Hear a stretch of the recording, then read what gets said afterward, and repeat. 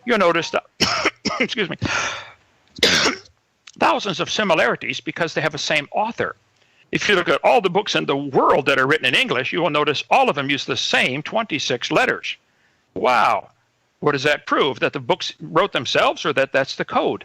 The code with which you write English is the 26 letters of the alphabet, and the code with which DNA is written is the same because we have the same author of this code, and his name is God, not some man. This is God himself, who will be the judge one day. So I'm trying to answer the question. He keeps asking it over different, but I think I have answered. I apologize. The law of monophilia that he keeps talking about is that they are always going to produce the same kind of offspring, and I agree.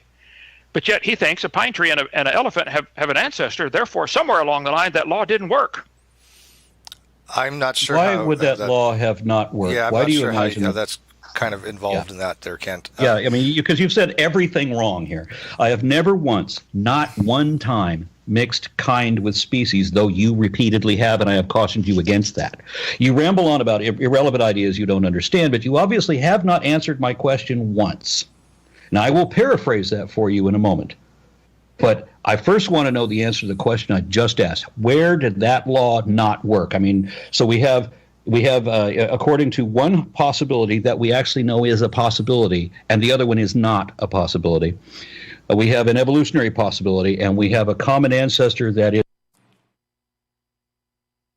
Nah, people are just people. Do you think people really believe him? Like, people sit here and they really think that what Kent Hovind is saying about this, like, I don't know. I really just, so just vote yes. But yeah, I don't know. It just, I guess I need to remind myself that people do believe this, and it's worth the effort because there are people who like, you know, sometimes I think it's just all tribalism and sides, right? And then I guess, guys, I got to be honest with you. It's how I'm starting to feel about religion. I'm really starting to lose my grasp on how people can seriously believe this stuff. I'm sorry. I just think they know what they're supposed to say, and they won't let themselves admit it to themselves. But I think somewhere deep down inside, they've got to know. You got to know people aren't born to virgins. You got to know nobody rose 3 days later from the dead. You got to know we don't have sufficient evidence to believe these things. Maybe I'm wrong, y'all. I just think myself and a lot of us, we did believe this shit to varying degrees. Some of us a lot, some of us somewhat, some of us culturally, whatever the fuck. But we grew the fuck up, y'all. And to me, we're talking about motherfuckers who, I don't know, like, think about the other shit. Like, we probably, like, y'all, I had imaginary friends growing up, right, at one point. Maybe at one point I didn't know wrestling, you know, was you know, they choreographed the finishes. Maybe at one point I was really scared that there was a monster in my closet, right? At one point I sucked my thumb. My family went through hell and high water to try to get me to stop sucking my thumb, right? There was a time I thought that, you know, man, making out with a girl, you know, poof, that was like all there is to love, man. You were fucking, you and a girl liked each other and y'all were kissing each other, man. Woof. That, right? We were fucking children, y'all. Or young adults, y'all. And we grew up. We stopped sucking our thumbs. We stopped pissing in the bed. We learned about fucking. We learned that humans are animals, right? We learned that there's no monster in the closet. There's no monster under the bed. Santa Claus is your parents, right? We learned all that shit, y'all. To me, these are the motherfuckers that didn't do that. I'm sorry. I know I'm supposed to say something nice and give it. It don't have no more dignity than that to me. It really doesn't. It really doesn't. It's no more dignified than a grown ass person who believes in the tooth fairy. And I'm sorry. I'll give you a pass if you're 8. I'll give you a pass if you're 8. I might even give you one at 18. At 28, though, I think I'm revoking that pass. At 28, though, I think I'm just telling you you're fucking ridiculous. And if you want to get mad and upset with me that you're not ridiculous and your beliefs are totally reasonable and lots of intelligent people are Christians and blase and glavinoids, I'm going to just hit you with the prove it. And until you answer my prove it, I'm not going to feel bad about telling you that you're fucking ridiculous. I'm sorry. I just don't find these beliefs. Like, I was listening to T-Jump in his debate with Rebecca today, and I thought he put it really quite nicely. Like, I just don't find these beliefs to be reasonable or plausible, or it's very low IQ shit. I really also like the fucking Believe It or Not podcast. They just said the shit's mediocre.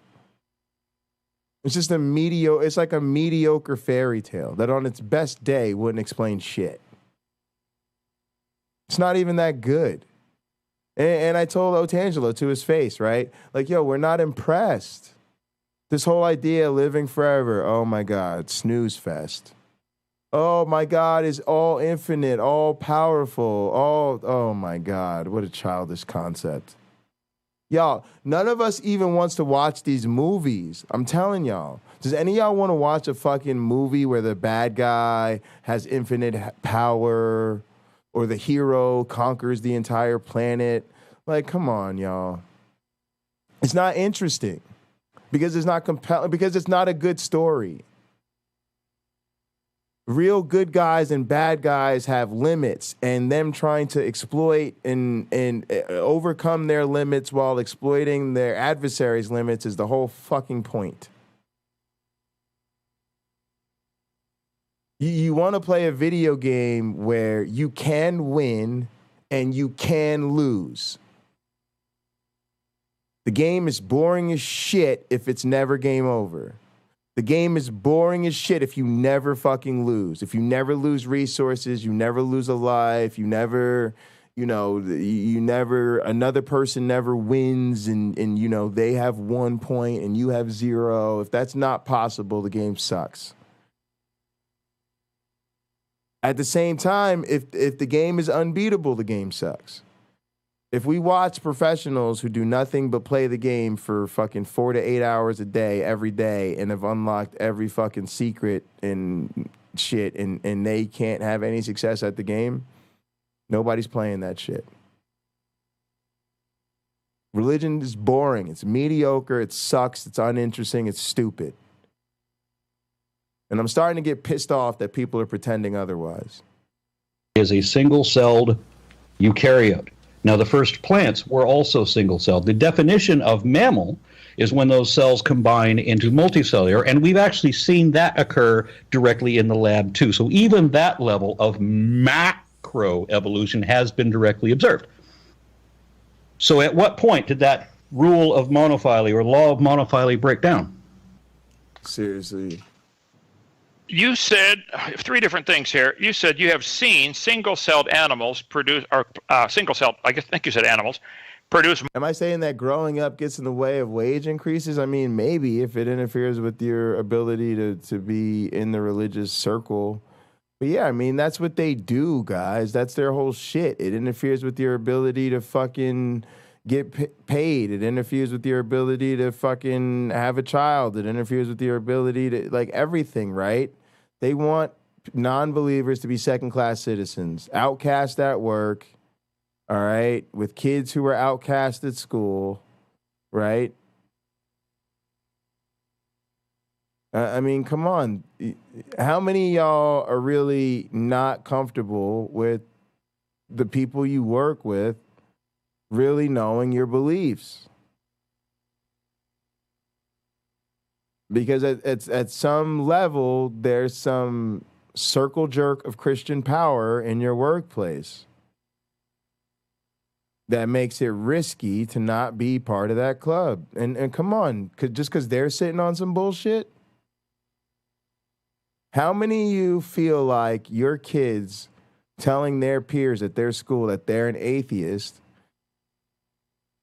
is coming out? We talk about this shit. We call it coming out. And then we're trying to have this conversation like, yo, well, you know, really coming out as atheists really does feel like coming out of the closet. Well, is that right? Because, you know, gay people, you know, they have their unique struggles, and trans people, that, you know, it's such a unique thing that they deal with. We don't want to sound like we're glamming onto that, but at the same time, we don't have another way to put it. Come on, why are we talking about this?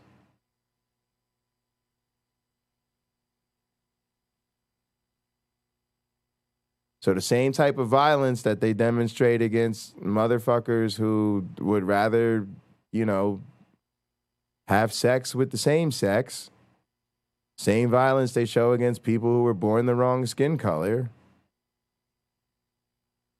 is violence. In violence and bullying, we're concerned about befalling our children if our children happen to tell all the kids that believe in Sky Daddy that they don't believe in Sky Daddy. They only believe in At Home Daddy. Or not At Home Daddy.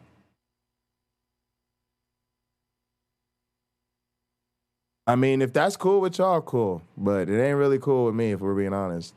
Multicellular animals in the laboratory. Wrong. I will clarify that again.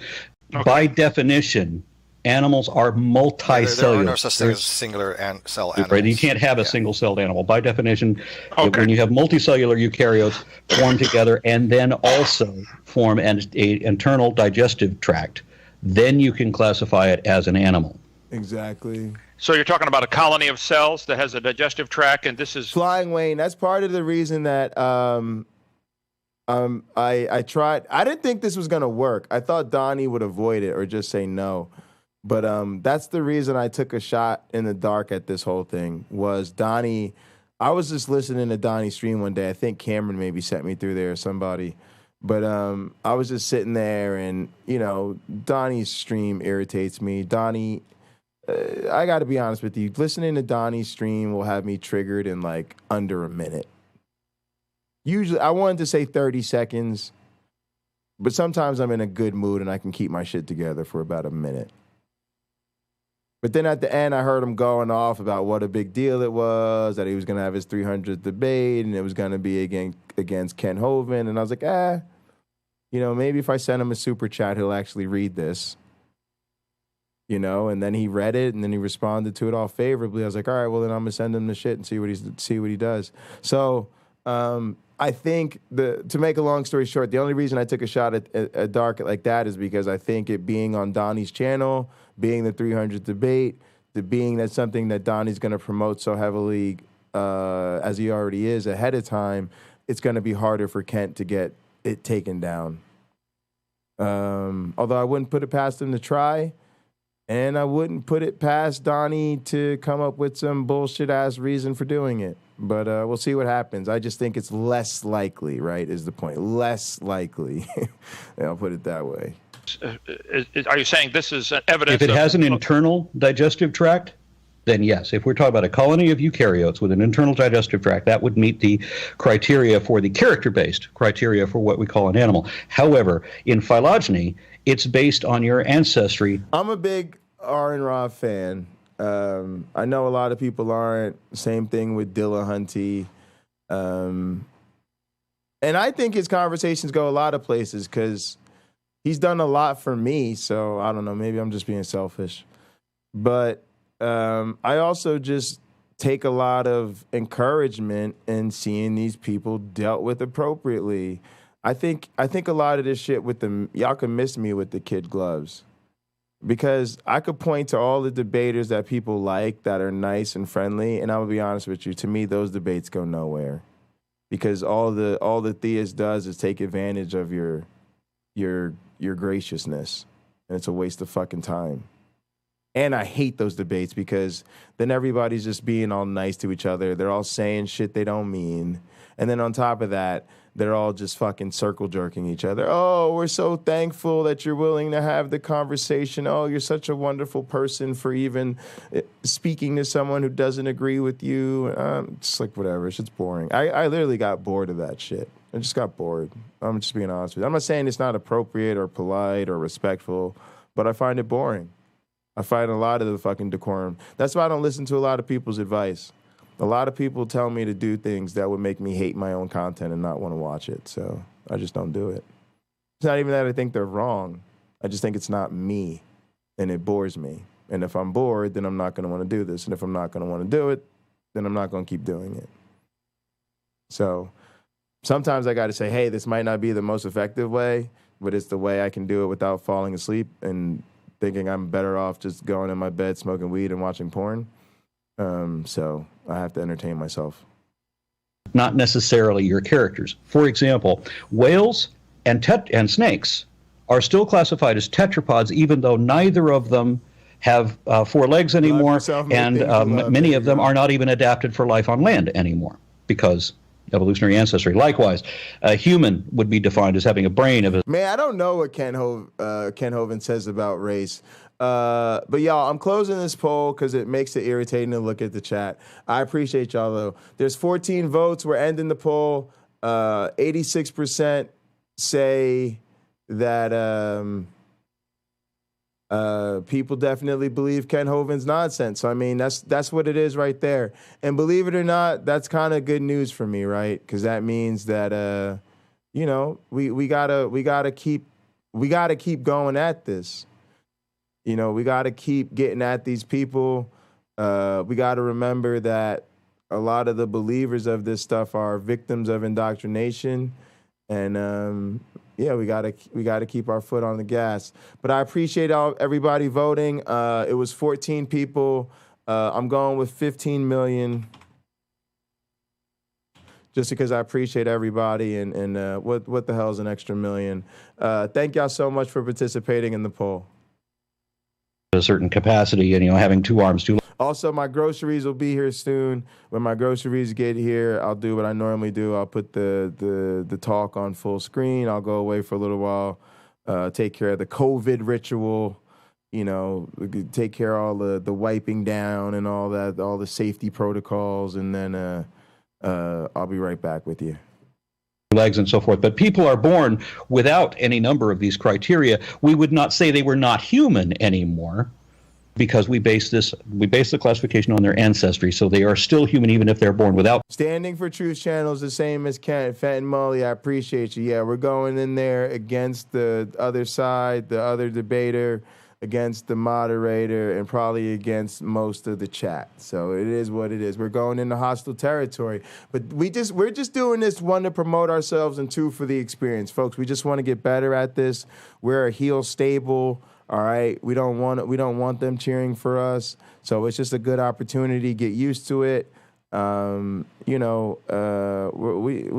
hope that they don't like us. That's good. It's good. We're not trying to make fucking friends. Those characters. We're trying to take over the goddamn internet. Characteristics. So all the ancestry from here on out will, like, for example, humans, they're all going to still be humans. They'll all still be mammals. They'll still be all eukaryotes. No matter how much they change. No matter how long down the line. Now, Ken has made the claim, though, that for some reason the law of monophily has broken down at some point, and I'm not sure if he's answered that yet. I'm going to be honest with y'all. Y'all are the reason I'm this arrogant. Yeah. Next time you wonder why Jay's so rude, so mean to people, why is Jay such a bad guy, why is he in heel heat mode at all times, look in the mirror. You're the reason. It's your fault. I already got my goddamn friends. When I tell you I ain't going in there to make friends, I'm serious. Look at all you guys. Got 15 motherfuckers watching me right now. When was the last time you went to a party, a baseball game, a motherfucking dinner, any of that shit, and you had 15 motherfuckers deep? Like, you was like, nah, we ain't taking the motorcycles. Motorcycles are done. We ain't taking the car. We ain't taking the SUV. We ain't taking the van. None of that shit. We need a bus. We roll with a bus of motherfuckers on a motherfucking Wednesday evening. We don't need no motherfucking friends from Standing for Truth or Kent Hovind's fan club. Get the fuck out of here. They better watch us so they can see how getting destroyed looks in real time. And then we gonna roll on they monkey asses, defend the U.S. championship, come back here and celebrate. We don't need no fucking friends from them clowns. We got friends. That broke He hasn't answered anything yet. He hasn't answered what a kind is. He's the one who keeps mixing them. Yeah, well, I keep saying they bring forth. Yeah, he keeps going back to the definition of species as if that were the definition of kinds, and he keeps excusing that when he describes a kind, every kind of. And we got Satan's little helper on our team. We got an actual bus driver. They ain't gonna fuck themselves. Of kind as he has been doing, like the squirrel kind and the bat kind. Those are the squirrel clade and the bat clade. He doesn't understand there's a difference between kind and clade, and the difference is that a kind began with a special creation. He hasn't shown that that is possible. He's damn sure hasn't shown that there's any evidence of that, and he Kelly, you done messed up. For evolution, all he can do is insist that it is a religion when it clearly, absolutely, certainly is not. No, Ken, you said the original. You think there's like 7,000 original kinds. Now you saying those are the created kinds? All right, let me see about the caps. I could probably 7,000 original created kinds. Let's start with that as a working hypothesis. There were 7,000 created kinds. This is only of animals. This is not insects. I don't think the bot does plants. a lot of cats. This is not fish. Animals on land in whose nostrils was the breath of life that had to go onto Noah's Ark. I don't know how many kinds of created plants there were or kinds of created fish. That would be a different story. All right, here's what I'm going to do. Sorry about that. Here's what I'm going to do. I'm going to turn the caps module to auto permit subscribers. It didn't have any auto permits. So, all right. So now if you're a sub, you shouldn't get an issue with the caps. Thanks, y'all. We got it. We trying to lock it down tight because of these damn bots, and then we got to kind of see what we got to do over time to loosen it up a little bit. And I actually made it so that it'll now time you out for the symbols, because that usually will give us enough time to deal with the bots, because the bots tend to drop like 3 or 4 messages at a time. So hopefully the bot will time them out the first one, and so it'll at least be less messy when they do that shit. That there are original 7,000 created kinds. They have now diversified into millions I'm about that to bring in my species. groceries. I agree. Speciation happens. I do not think that's any evidence for evolution. I think the speciation is always limited, very limited, in many ways. And I don't think there's any way Aaron's going to come up with any answer to how we get new information. All right, y'all. Yeah, my food's for instance, here. Let me go bring in my groceries. It'll take me a little bit. That develops a colony and has a digestive tract now has to develop wings and the ability to fly. This is adding information that they're just. I'd love to hear his answer. Where does the additional information for this cell come from, or this cluster of cells, to learn to fly, to learn to reproduce, to learn to eat, to learn to seek out food, to learn to avoid, unpleasant conditions, be it temperature or sunlight or whatever? There are thousands of features that today's animals have. Obviously, the ability to move about, to seek a mate, to ingest and digest food, and this had to come from a single cell. Where it looks to me like additional information is being added. Where does this come from? Which is, I think, another giant problem for those who believe, capital B, believe in evolution.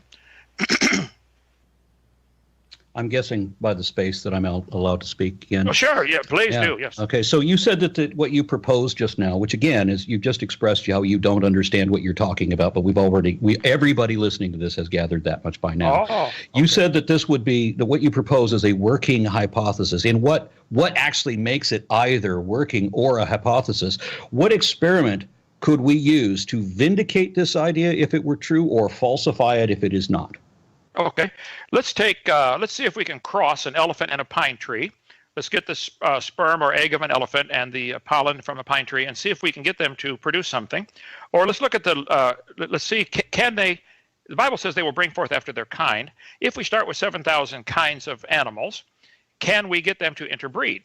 You think it's possible for a bat to interbreed with a bird? Are you saying that God created a first pair of bats and also created a first pair of birds? Is that your answer to my question? I don't know how many first pairs of birds there were. Maybe there were 50 pairs. Okay, so of that birds. is not an answer to my question. Then I am answering your question. But you're answering that you do not have an answer. Is literally what your answer is. You don't have the answer.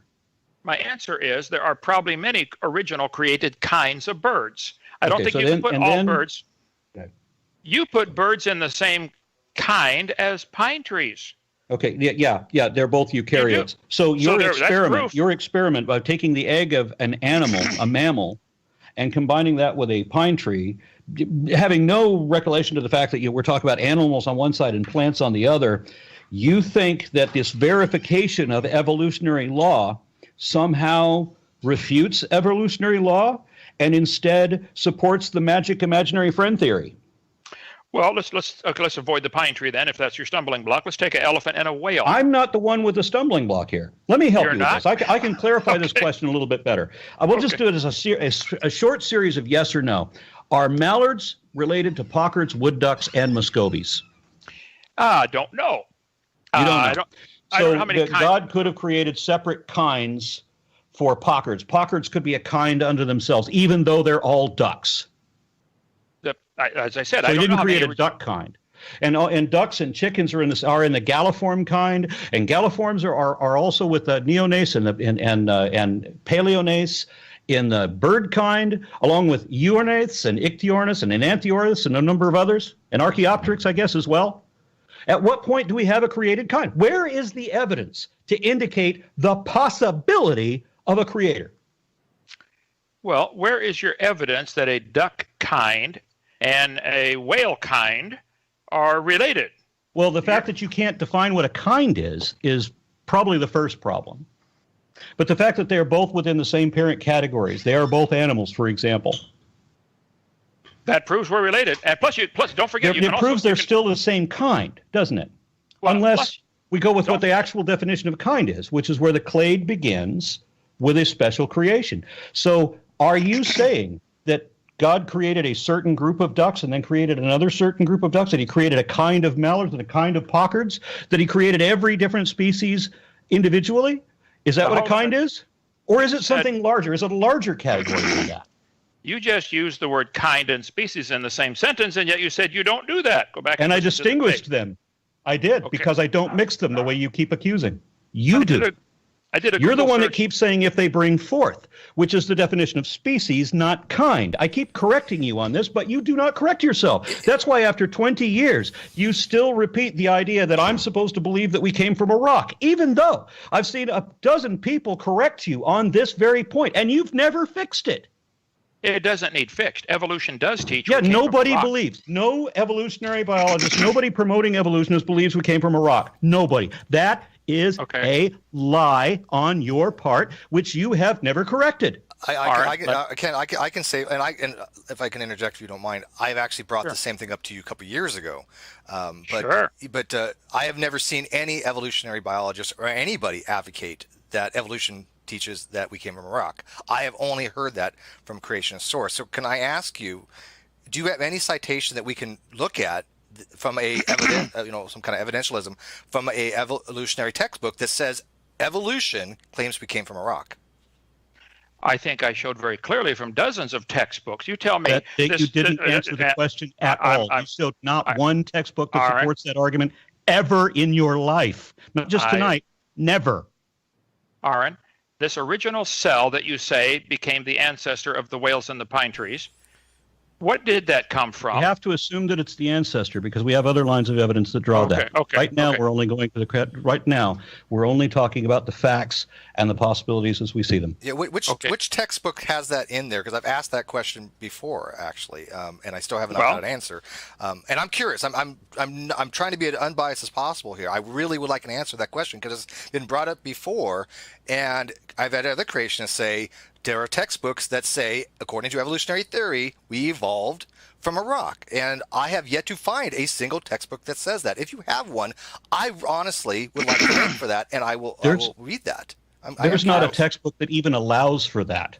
I am calling it up right now. But in the meantime, while I get this in my PowerPoint, I have like 10,000 slides now.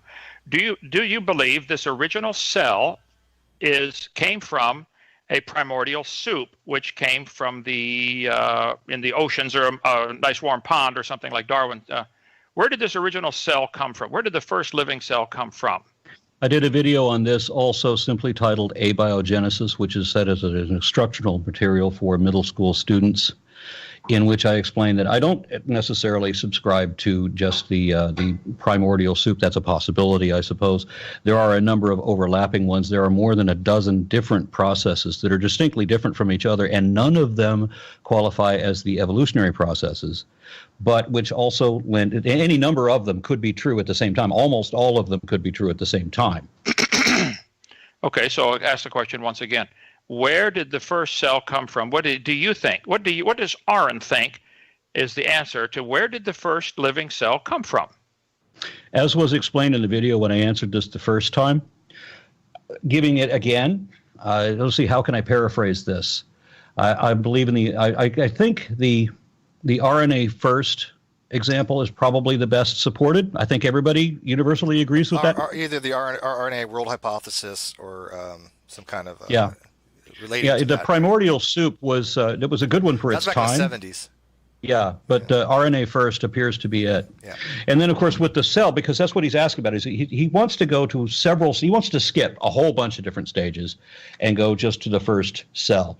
And then we're talking about hypercycles, where you have a phospholipid bilayer, which already includes replicative RNA, not DNA yet. But I think before we can classify as life, we don't necessarily have to have DNA yet, but it's enough to just have RNA. Self-replicating RNA. Yeah. Mm-hmm. Yeah. Okay, now, and where did this RNA come from? You agree? I think we both agree that RNA. Why are we talking about that instead of evolution, which is the thing we were supposed to be discussing tonight? Yeah, and the question that was posed. You asked me a clear question. Where is the evidence that you believe you came from a rock? Well, I'm trying to get. I think if you guys would admit it, this RNA had to come from the water somewhere, from minerals in the water, and the minerals came from a rock. No. And the planet Earth cooled down. That's actually not the hypothesis, Kent. But Kent, the question I've asked this before, and I know Aaron's frustration on this quite well. For evolution to occur, and please correct me if I'm wrong on this, Aaron, but for evolution, you have to have genetics. You have to have genes. You have to have a change of allelic frequency in a population. But also to address his misunderstanding about this, when there was the Murchison chondrite that landed in Australia in 1969, which was that would we would all accept that was a rock, but it was a rock that was also found to contain many different dozens, I think, different amino acids and some unknown chemicals of extreme complexity, but they were not themselves rock. So at 0 point in our ancestry were we ever descended from a rock. Nobody, nowhere, never, ever thought this. You have been wrong your whole life about this. Fix that error. So this meteorite that was found in Australia is your answer. It contained things. In other words, life came from outer space. Is that what you're trying to imply? Wrong. Oh, wrong? What I was explaining is the distinction between the amino acids and the rock matrix they were found in. They are not rock themselves, nor were we. Okay, would you tell me, are amino acids made of the 92 naturally occurring elements?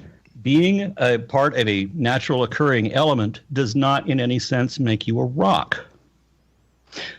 If you freeze oxygen, would you call that a rock? Well, a supercooled crystal like ice, I guess, or I'm not sure if that's... We're talking about oxygen right now. Yeah, I don't know if... frozen hydrogen. Can you freeze hydrogen to make it into a rock? You're diverting to a different topic now. The same topic. The same topic you would like to divert away from. But yeah, it's if we cannot ever refer to these things as rocks simply because they're frozen, because they're not actually minerals, then we cannot call them rocks. At no point ever were we rocks. No evolutionary biologist ever thought that we came from a rock. Why would you believe something so dumb as that evolutionary biologists think we came from rocks? Why do you keep repeating this lie no matter how many times you've been corrected? Well, I haven't been corrected. You think you've been corrected right now, not by me. What evolutionary biologist in history has made that claim that we evolved from rocks? I I'm 48 years old, and I've never heard that except for creationists say it, ever. Okay, let's. I'm looking for the slides in the textbook now, but I have hundreds of textbooks. Do you believe that the Earth cooled down? Do you believe the Earth cooled down 4.6 billion years ago? Kent, with all due respect, you are changing the subject right now. No. This is exactly the point. Do you believe? Exactly the point was for you to identify kinds. That was the only way that you could deal with my two items of evidence that I gave, was that we know things that are true to be, we know things that are verifiably, demonstrably, observably true about evolution, where we have no such information about creationism. That's one you have failed to address. You simply denied that it exists, and you redefined everything through the fallacy of equivocation. And you have failed to address the phylogeny challenge, so you can't address my issue with phylogeny either. Well, we're on to 5 different topics. Let me answer the one about the rock. Well, they're the same topics. These are the same topics. Okay. They're just okay. I have in front of me the answer to your question. Here is a first grade textbook in my collection, which says Earth has changed much since its formation 4.5 billion years ago. Do you guys believe the Earth is 4.5 billion years old? Or 4.6 or 4.6297 and 3 months? I will have to defer to the experts on this because I don't know the thermodynamics or the physics. There are other people who do that. I do phylogeny. Okay. I'm showing you from the textbook, a first grade, I could show you from every year textbook, that the Earth formed 4.5 or 4.6 billion years ago, and it was a hot ball of rock. This is what the books teach. Okay. Is metal also rock? Well, yeah, I've heard that it was rock and metal. My textbook said it was rock and metal. Matter of fact, I think my textbook said rock, metal, and gases. So did this hot ball? So how do you distinguish rock from metal? Well, that would be an interesting question. I think there are quite a few metals that especially since our bones are made of calcium, and that's considered a metal too. Sure. And you've already established that oxygen before cannot be considered a rock even if you freeze it. Before you dance around the subject, again, I'm showing you the answer. That nobody ever believed that we came from rocks. Not even your textbook. You guys are talking over each other now. Kent, what you just said, what you just quoted from that textbook, I just don't think answers that question. That doesn't involve evolution. Evolution is something that requires genes to have a change of genetic frequency of the alleles. Whether the initial sources, you can go back to where they came from the Earth, where they came from stellar nuclear synthesis, where they came from the Big Bang.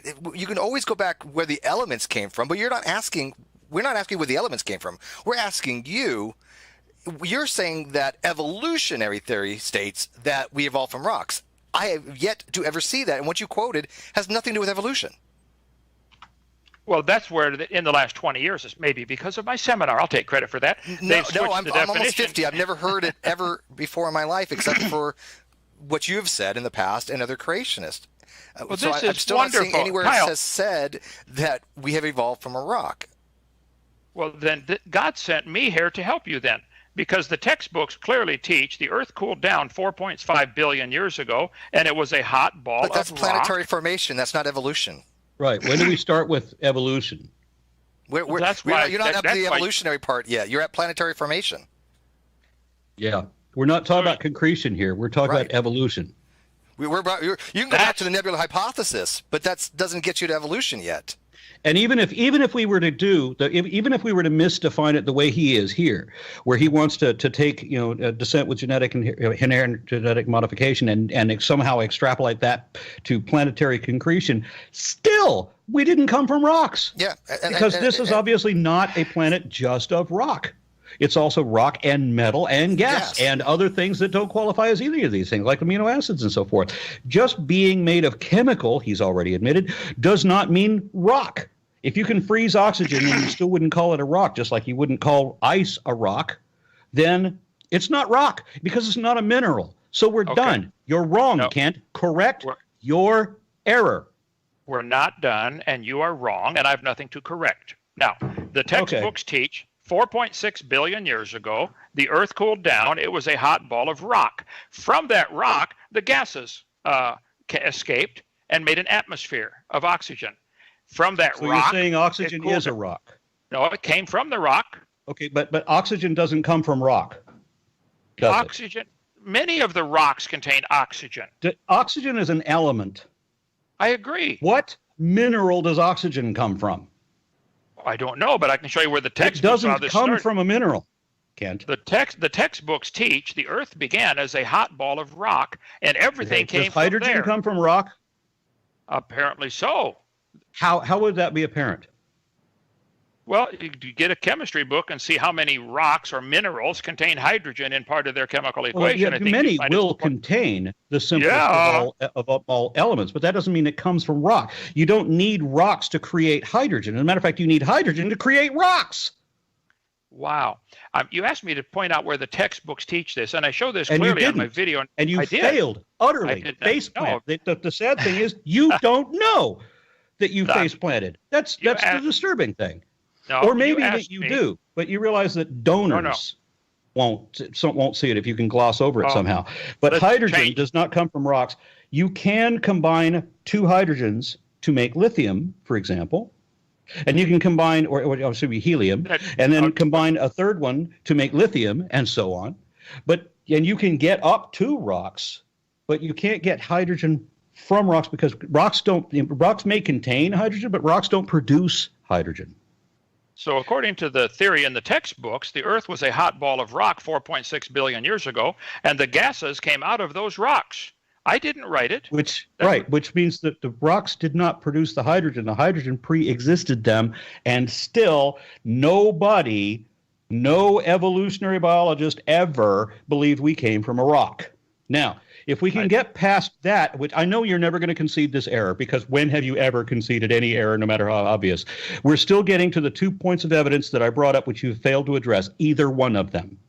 Now, if you want to get off of phylogenetics, fine. Just declare your failure there. Otherwise, I'll have to paraphrase the question again and see how you fail to answer it again. Or we can go to the other one, if you like, and we can see how you fail to address that.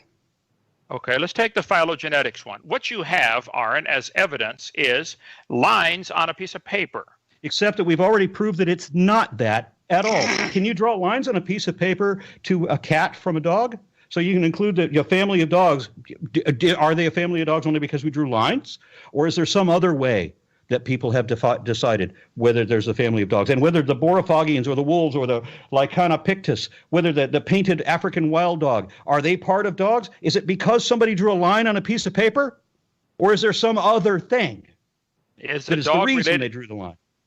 I have a textbook showing lines on paper connecting dogs and pine trees. Does it explain the reason that they drew the lines? Does it explain the evidence why they drew the lines? No. Oh, okay, so they just drew the line because they wanted to? Just what, willy-nilly? So they can just draw lines from dogs to whales so that whales are now part of the dog kind? Because you can draw lines that way. So can you show me a textbook where they've done that? Where they've identified whales as a subset of dogs? I did a Google search yesterday on systematics. Is that a yes or a no? I'm showing you a picture. Well, you can't see it. Is that a yes or a no? I'm answering your question. Are you answering it with a yes or are you answering it with a no?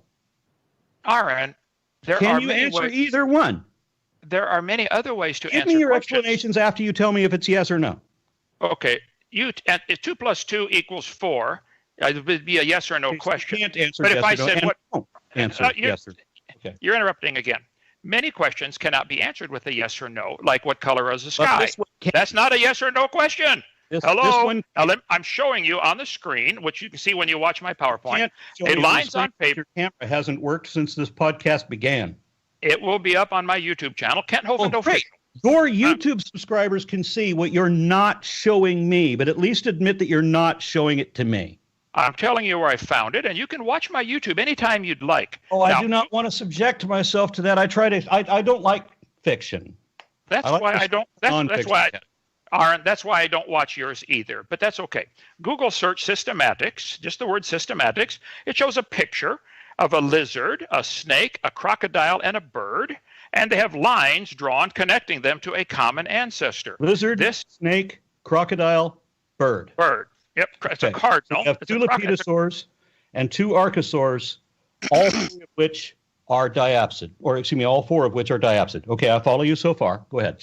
So you think birds and crocodiles are related? Is that correct? They are archosaurs, both of them. So they are related. Meaning that they are related within the confines of the class or the clade Archosauria. Yes. So they had a common ancestor. A crocodile and a bird had a common ancestor. In the fossil record. Right now, if we're only talking about Linnaean characteristics of classification, then yes, birds are archosaurs just as are crocodiles. So you're saying birds and crocodiles are related because... I'm saying that birds are in the same category as crocodiles because they're both archosaurs. Okay, there is other evidence that we can get to that shows that they are related. Okay, so one of them being...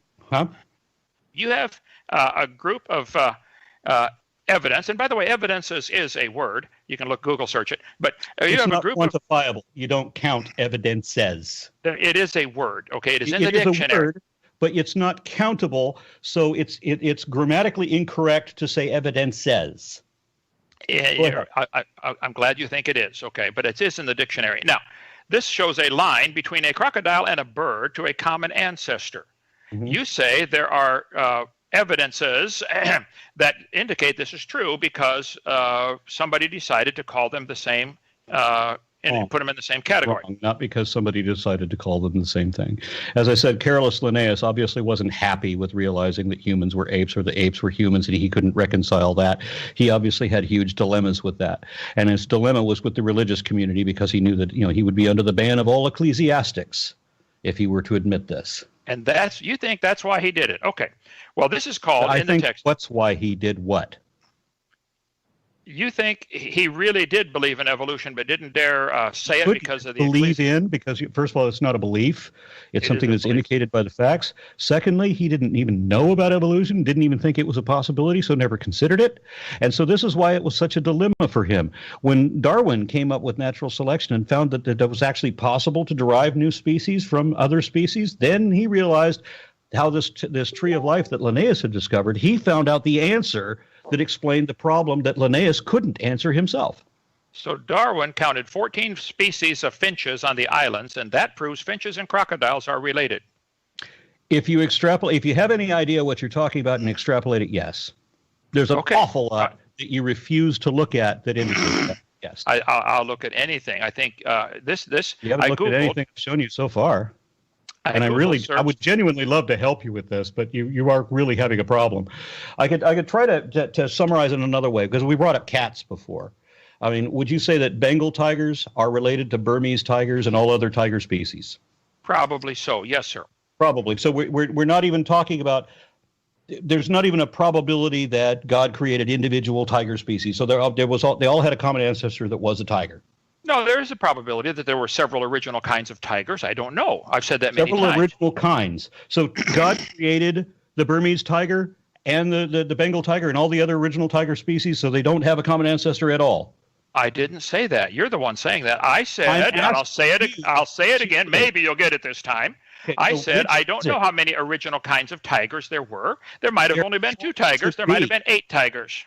Again, as I said, if evolution from common ancestry is not true, and some special flavor of creation of unidentified kinds is true, then there would be some surface levels in a cladogram where you would accept an actual phylogeny.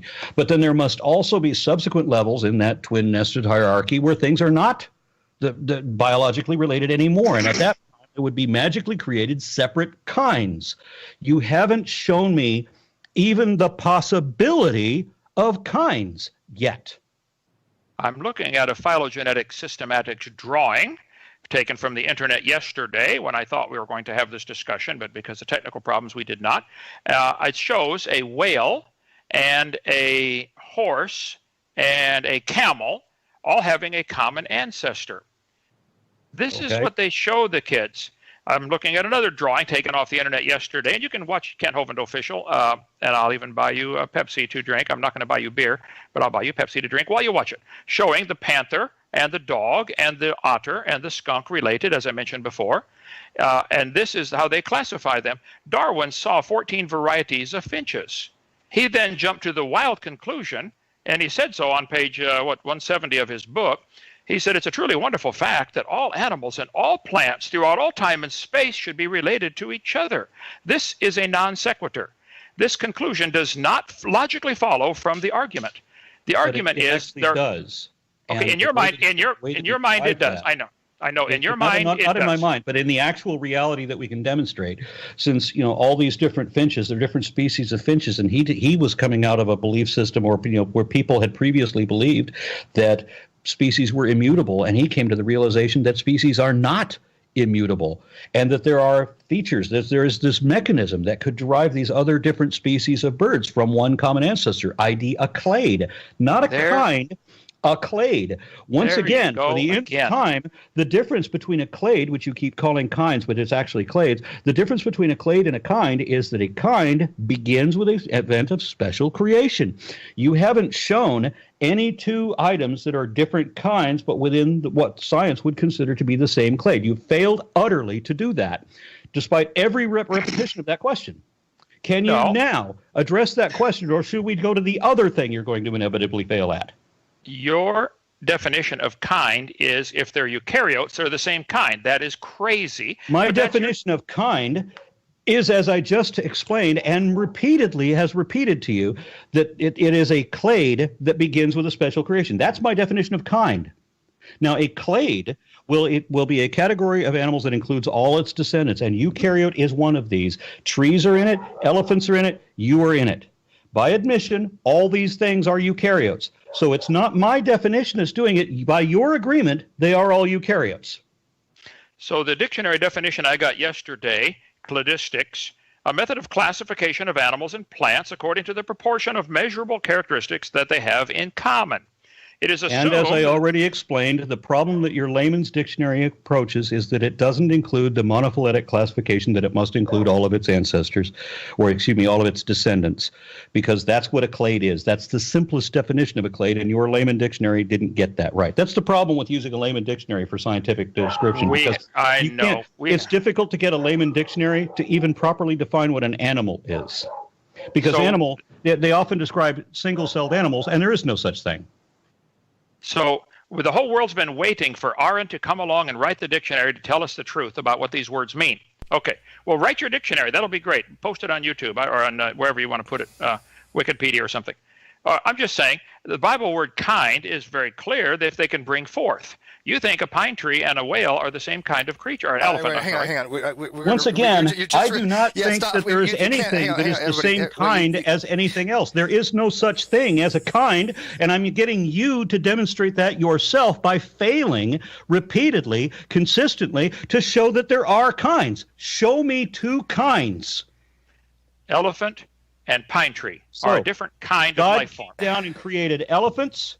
And from that, we got the different species of elephants. And they do not include mammoths and mastodons, because those are different. Those are not elephants. So God created separately mammoths and mastodons and loxodonts and other such things. He only created elephants. And I guess he created each one of these individual species as a different kind, according to you? Well, it could be the African elephant and the Asian elephant have a common ancestor, but that does not let's prove talk the about let's go from what it could be. Give me two examples of kinds. Same question been asking you since the beginning. Give me two kinds. Same answer I've given you since the beginning. Which you haven't answered once. You're still going to clade. Listen to me. You're still going to clade instead of a kind. The difference being a clade is a group of animals that includes all its descendants. We can go with elephant, we can go with squirrel, we can go with bat, any of the ones that you mentioned. The difference between a clade and a kind is that a kind is a clade that starts with an event of special creation. So show me two special creations that science would consider closely related. Same question been asking for an hour. How about we ask for one? Would that be acceptable, Aaron, if there's one kind, create a kind? We'll start there. Especially when it comes to elephants, mastodons, and things like that nature. What would be a created kind from that original kind that all species and pachyderms and mastodons and woolly mammoths came from? And then we got to include Sirenians too, because the common ancestor of all also the common ancestor of Sirenians. So manatees are part of the elephant kind, if you want to conclude that way. There's 30 or 40 different things that you could probably throw in there. But what do you call that original kind? Well, now hold it. Don't forget to include all the planets, because they're made of the same elements, so they're the same kind also. They all have the same 92 elements. Is it possible, Kent, that you think that other people can listen to you and think that that was a smart answer from you? That had nothing to do with what I just asked. I don't understand how you guys can't get it. Let me. You try don't again. understand. Just leave the sentence there. We could end the show on that sentence because that's the summary that I think everybody's gathered so far. Honestly, I'm trying to be fair as possible. I really am. I'm just trying to clarify things for the audience and for the people that are involved in the discussion here. I'm not trying to show any kind of favoritism for anything. I just want to make sure that everybody's on the same page. And I asked you a question, Kent, in regards to what would be the original created kind that had been the predecessor of things like elephants and alpacaderms and woolly mammoths. And you answered something in relation to planets, and I'm not seeing the correlation there. Well, this is because he keeps changing the definition of kind to include something I never said. He keeps saying, "Well, change the definition. I'm using the same. I'm using the same definition consistently. It's that you don't understand what that definition is. Oh, I understand. And you're using the wrong one. You are describing clades. You're saying. You understand what a clade is? A clade is the thing you keep describing. The difference between a clade and a kind is that a kind begins with a special creation. So show me two different clades that began with a special creation as opposed to a common ancestor. Give me that. I'm not going to concede that a clade and a kind are the same thing. So don't put those words in my mouth. No, they're not. Okay. I'm not putting those words in your mouth. I'm saying they're different. I'm the one saying they are different. You're the one that it keeps confusing them.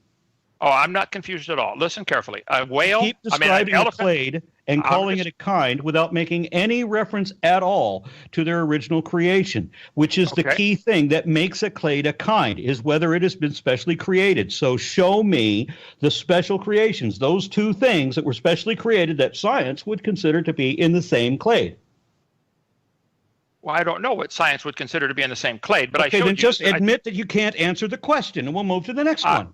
I have answered it many times. You have failed to answer, and you said you can't answer. You just won't admit it clearly because you don't want your listeners to know that you can't answer. Oh, Aaron, listen carefully. Elephants are different than pine trees. They are a different kind of life form. So are you saying that God created elephants and mastodons and mammoths separately? Here you are changing. I'm saying God created elephants. I'm not changing it. I'm not the one changing it. Stop interrupting, please. I'm saying God created elephants and pine trees separately. Whether elephants and mastodons you are saying that God created elephants separate from mammoths, separate from mastodons? I didn't say that. I didn't. Okay, then that's where we get into the phylogeny challenge. So you're saying that elephants and mammoths were all part of the same kind then?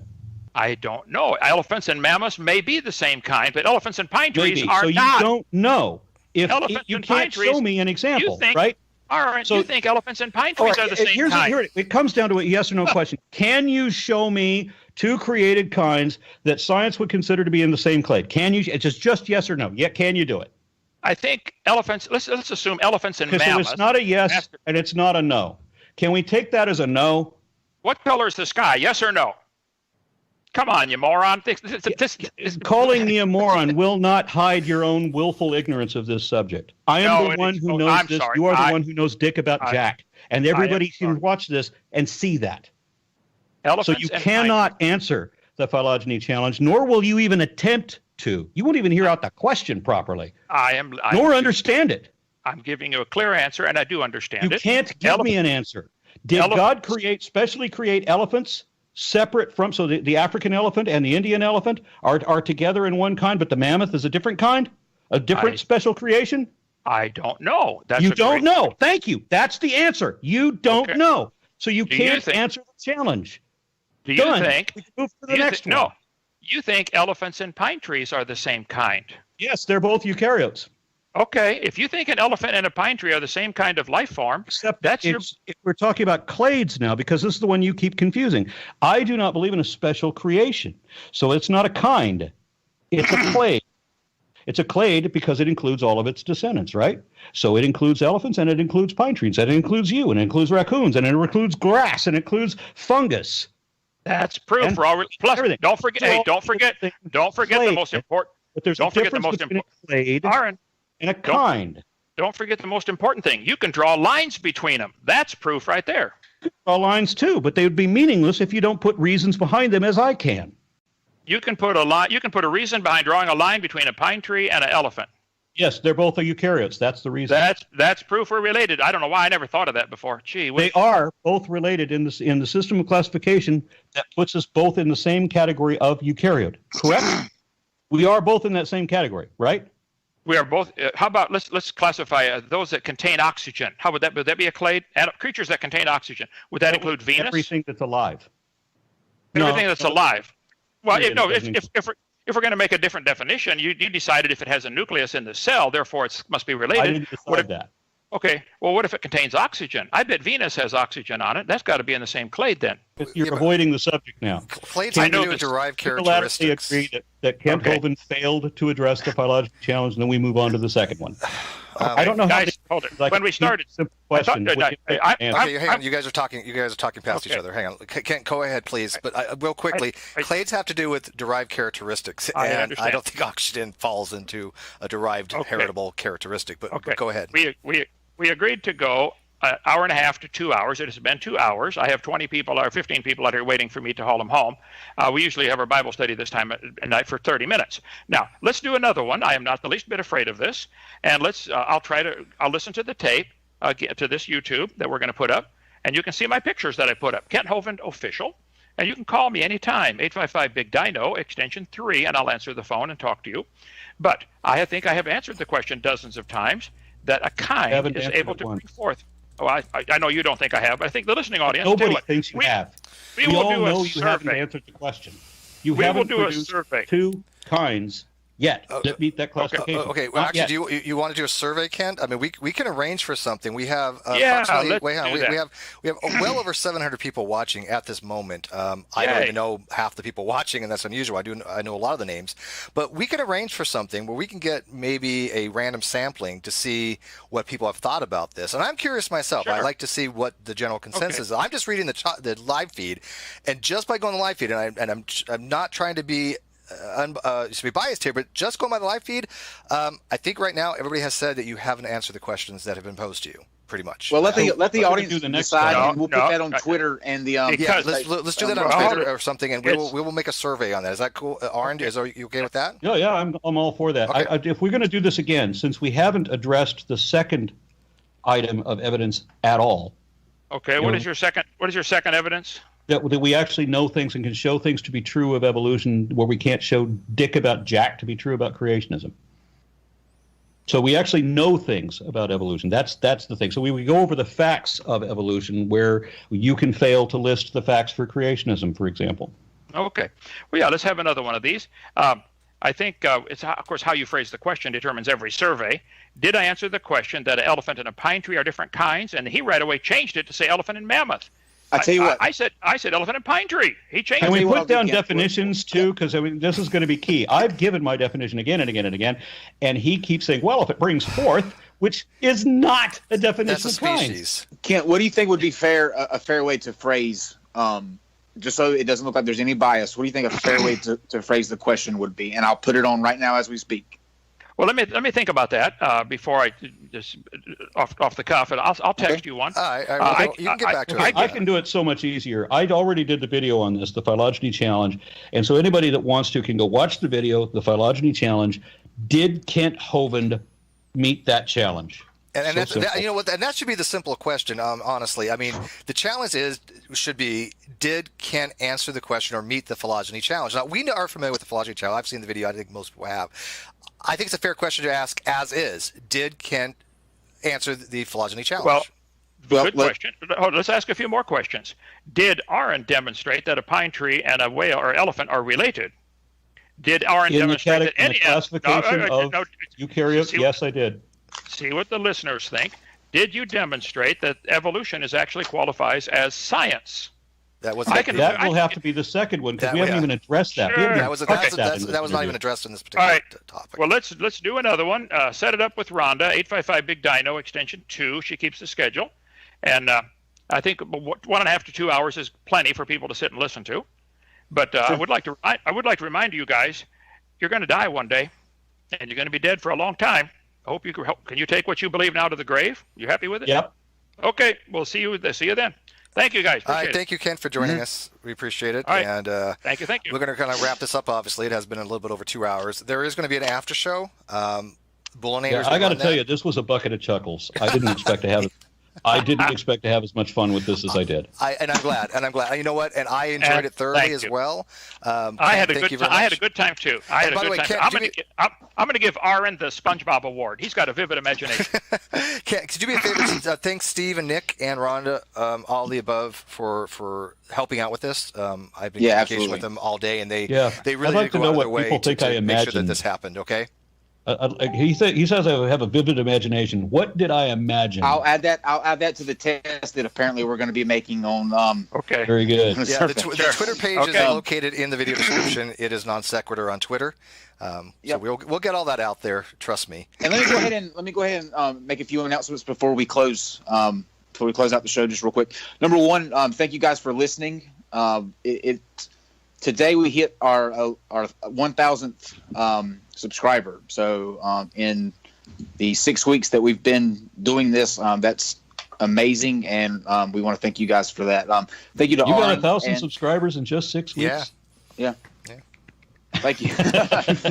And thank you to Aaron and Kent for coming out and doing this.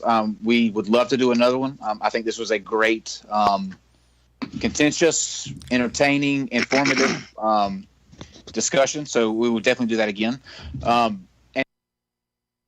Hey everyone, so some of you may be aware of my Flat Earth debunking videos, and a channel named Modern Day Debates reached out to me after seeing those to see if I wanted to come on the channel and debate a guy named Kent Hovind about young Earth creationism versus evolution. So I looked up who this guy is, and turns out he's this like slimy car salesman kind of a guy.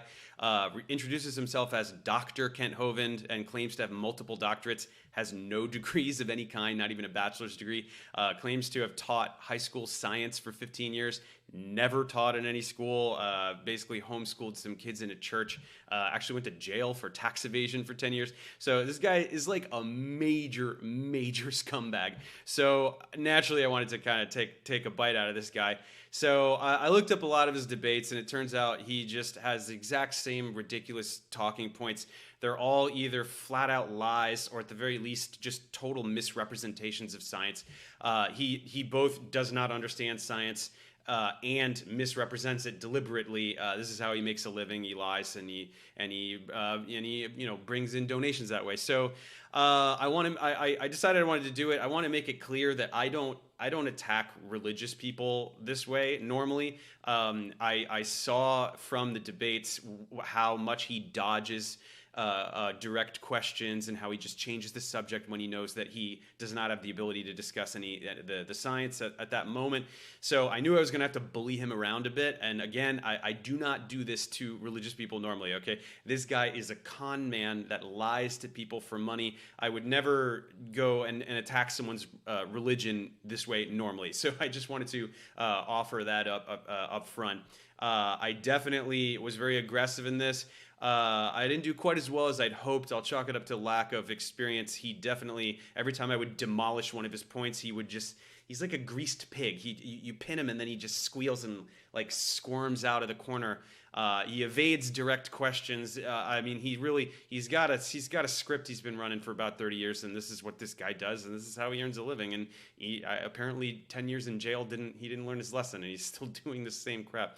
So anyway, this may or may not interest you. It's about debunking young Earth creationism. And there are definitely some good moments in here. There are definitely some fun moments. So give it a watch. See if you enjoy it. Thanks a lot. Hey everybody, today we're debating creation evolution, and we're starting right now.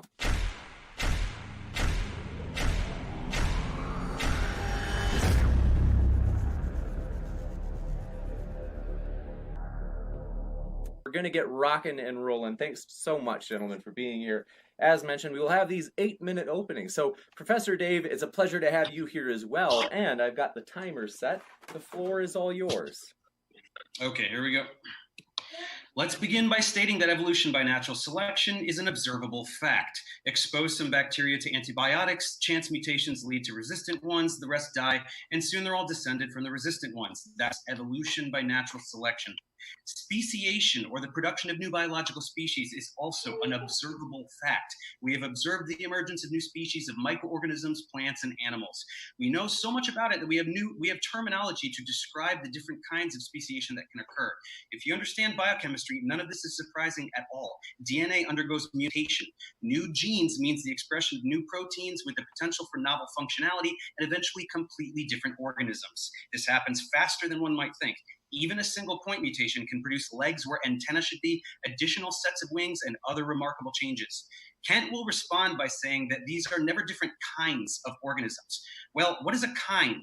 This word is in the Bible, but it's incredibly vague. We can read about cattle, a creeping kind, and a beast kind. What is creeping? What counts as a beast?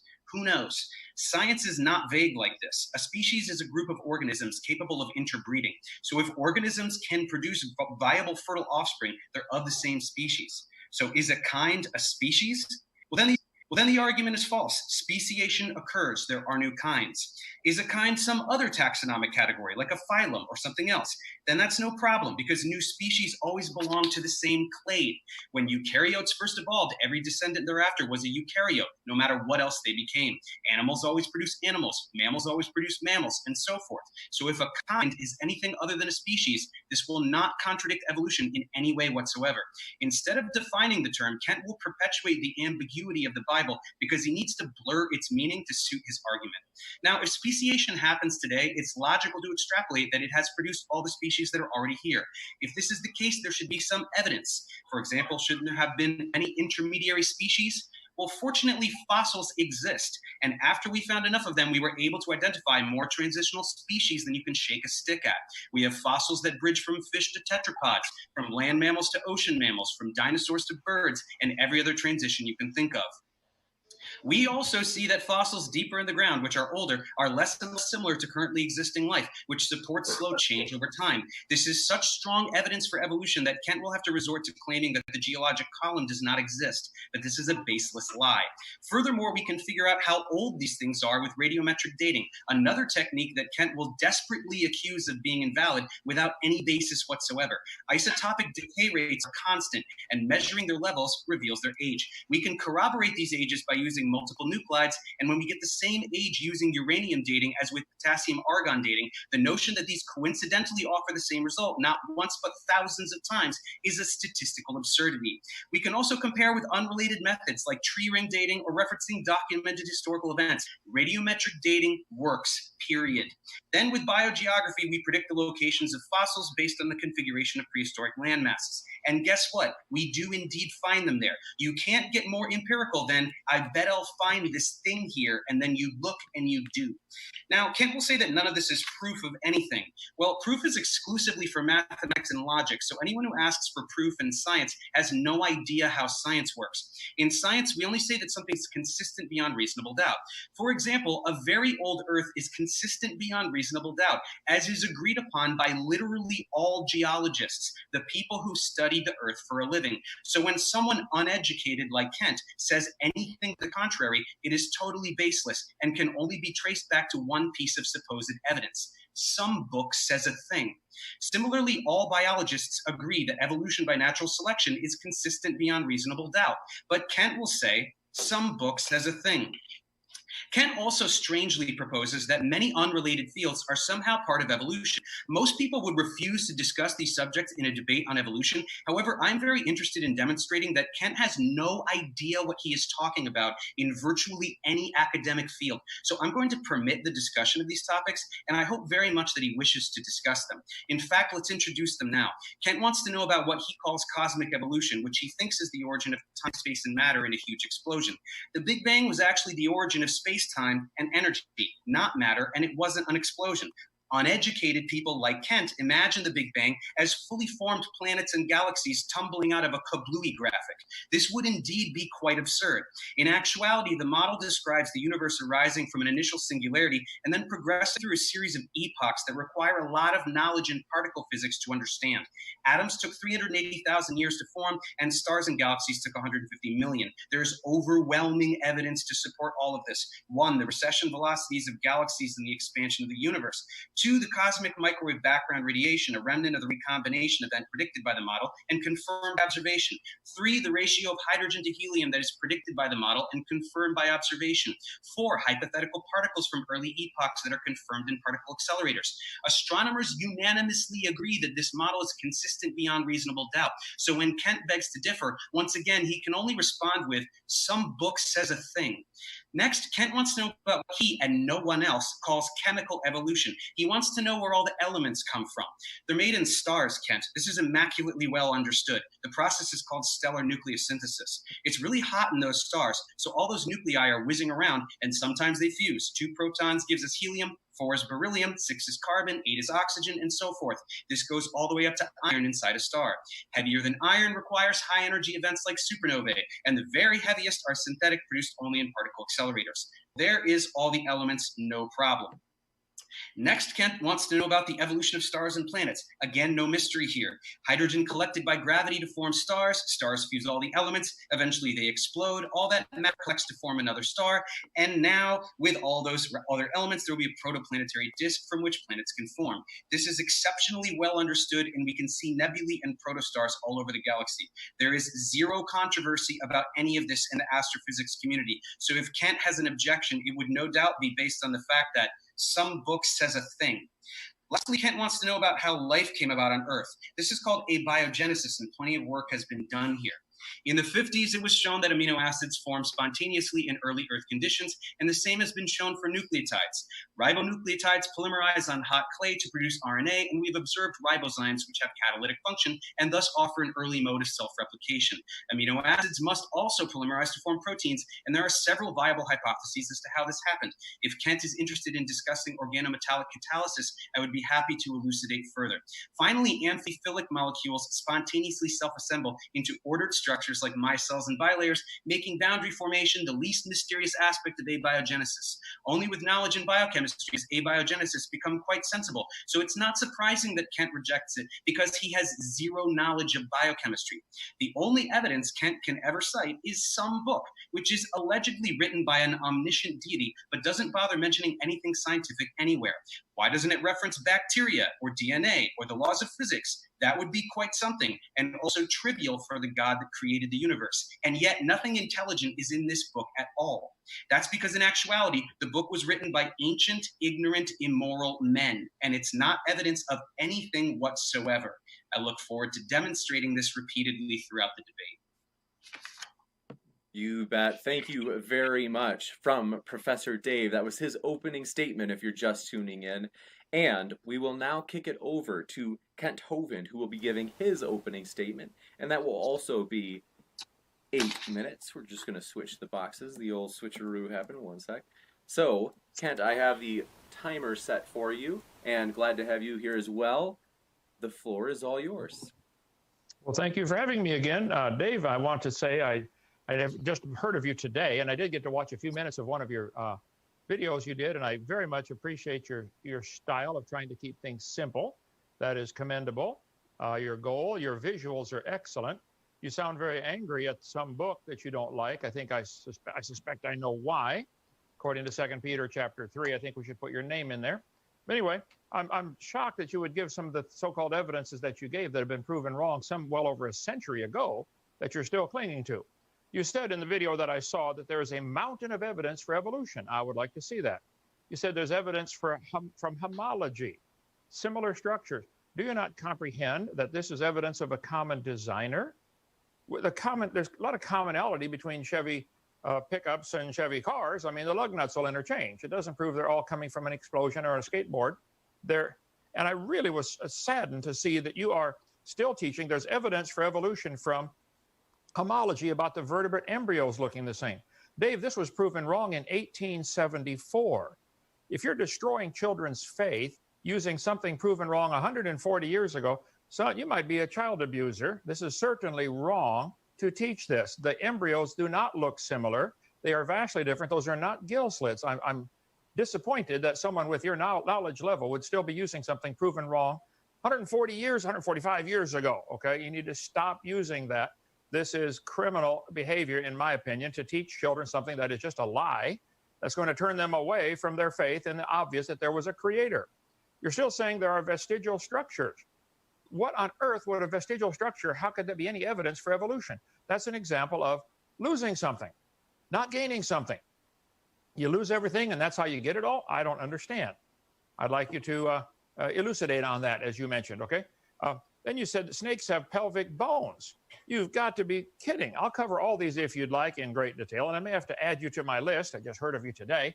I have a long list of whack an atheist that I do every Wednesday night. So it'd be an honor to whack you with a little bit of science and knowledge. And we use SpongeBob, and I'll put your name on there and try to get a little science and knowledge in there and whack you back into common sense. No, none of these are evidence for evolution. The title of the debate is, does the evidence support creation or evolution? Well, some book that you refer to, the Bible, claims that God created the heaven and the earth. That's what it claims. You claim that a singularity, whatever that is, produced everything in the Big Bang. That's ludicrous at many levels. It doesn't explain where space or time or matter or energy came from. Where did the laws come from, like the law of gravity, centrifugal force, these various laws? Where did those laws come from? We'll cover that sometime. The Bible claims clearly that Jesus Christ is the Word of God, and he created everything. In John chapter 1, you can read that for yourself. Jesus created everything. That's what he claims, because Jesus is God Almighty in the flesh, and you will stand before him one day, Dave, as your judge, whether you like that or not, coming soon to a city near you.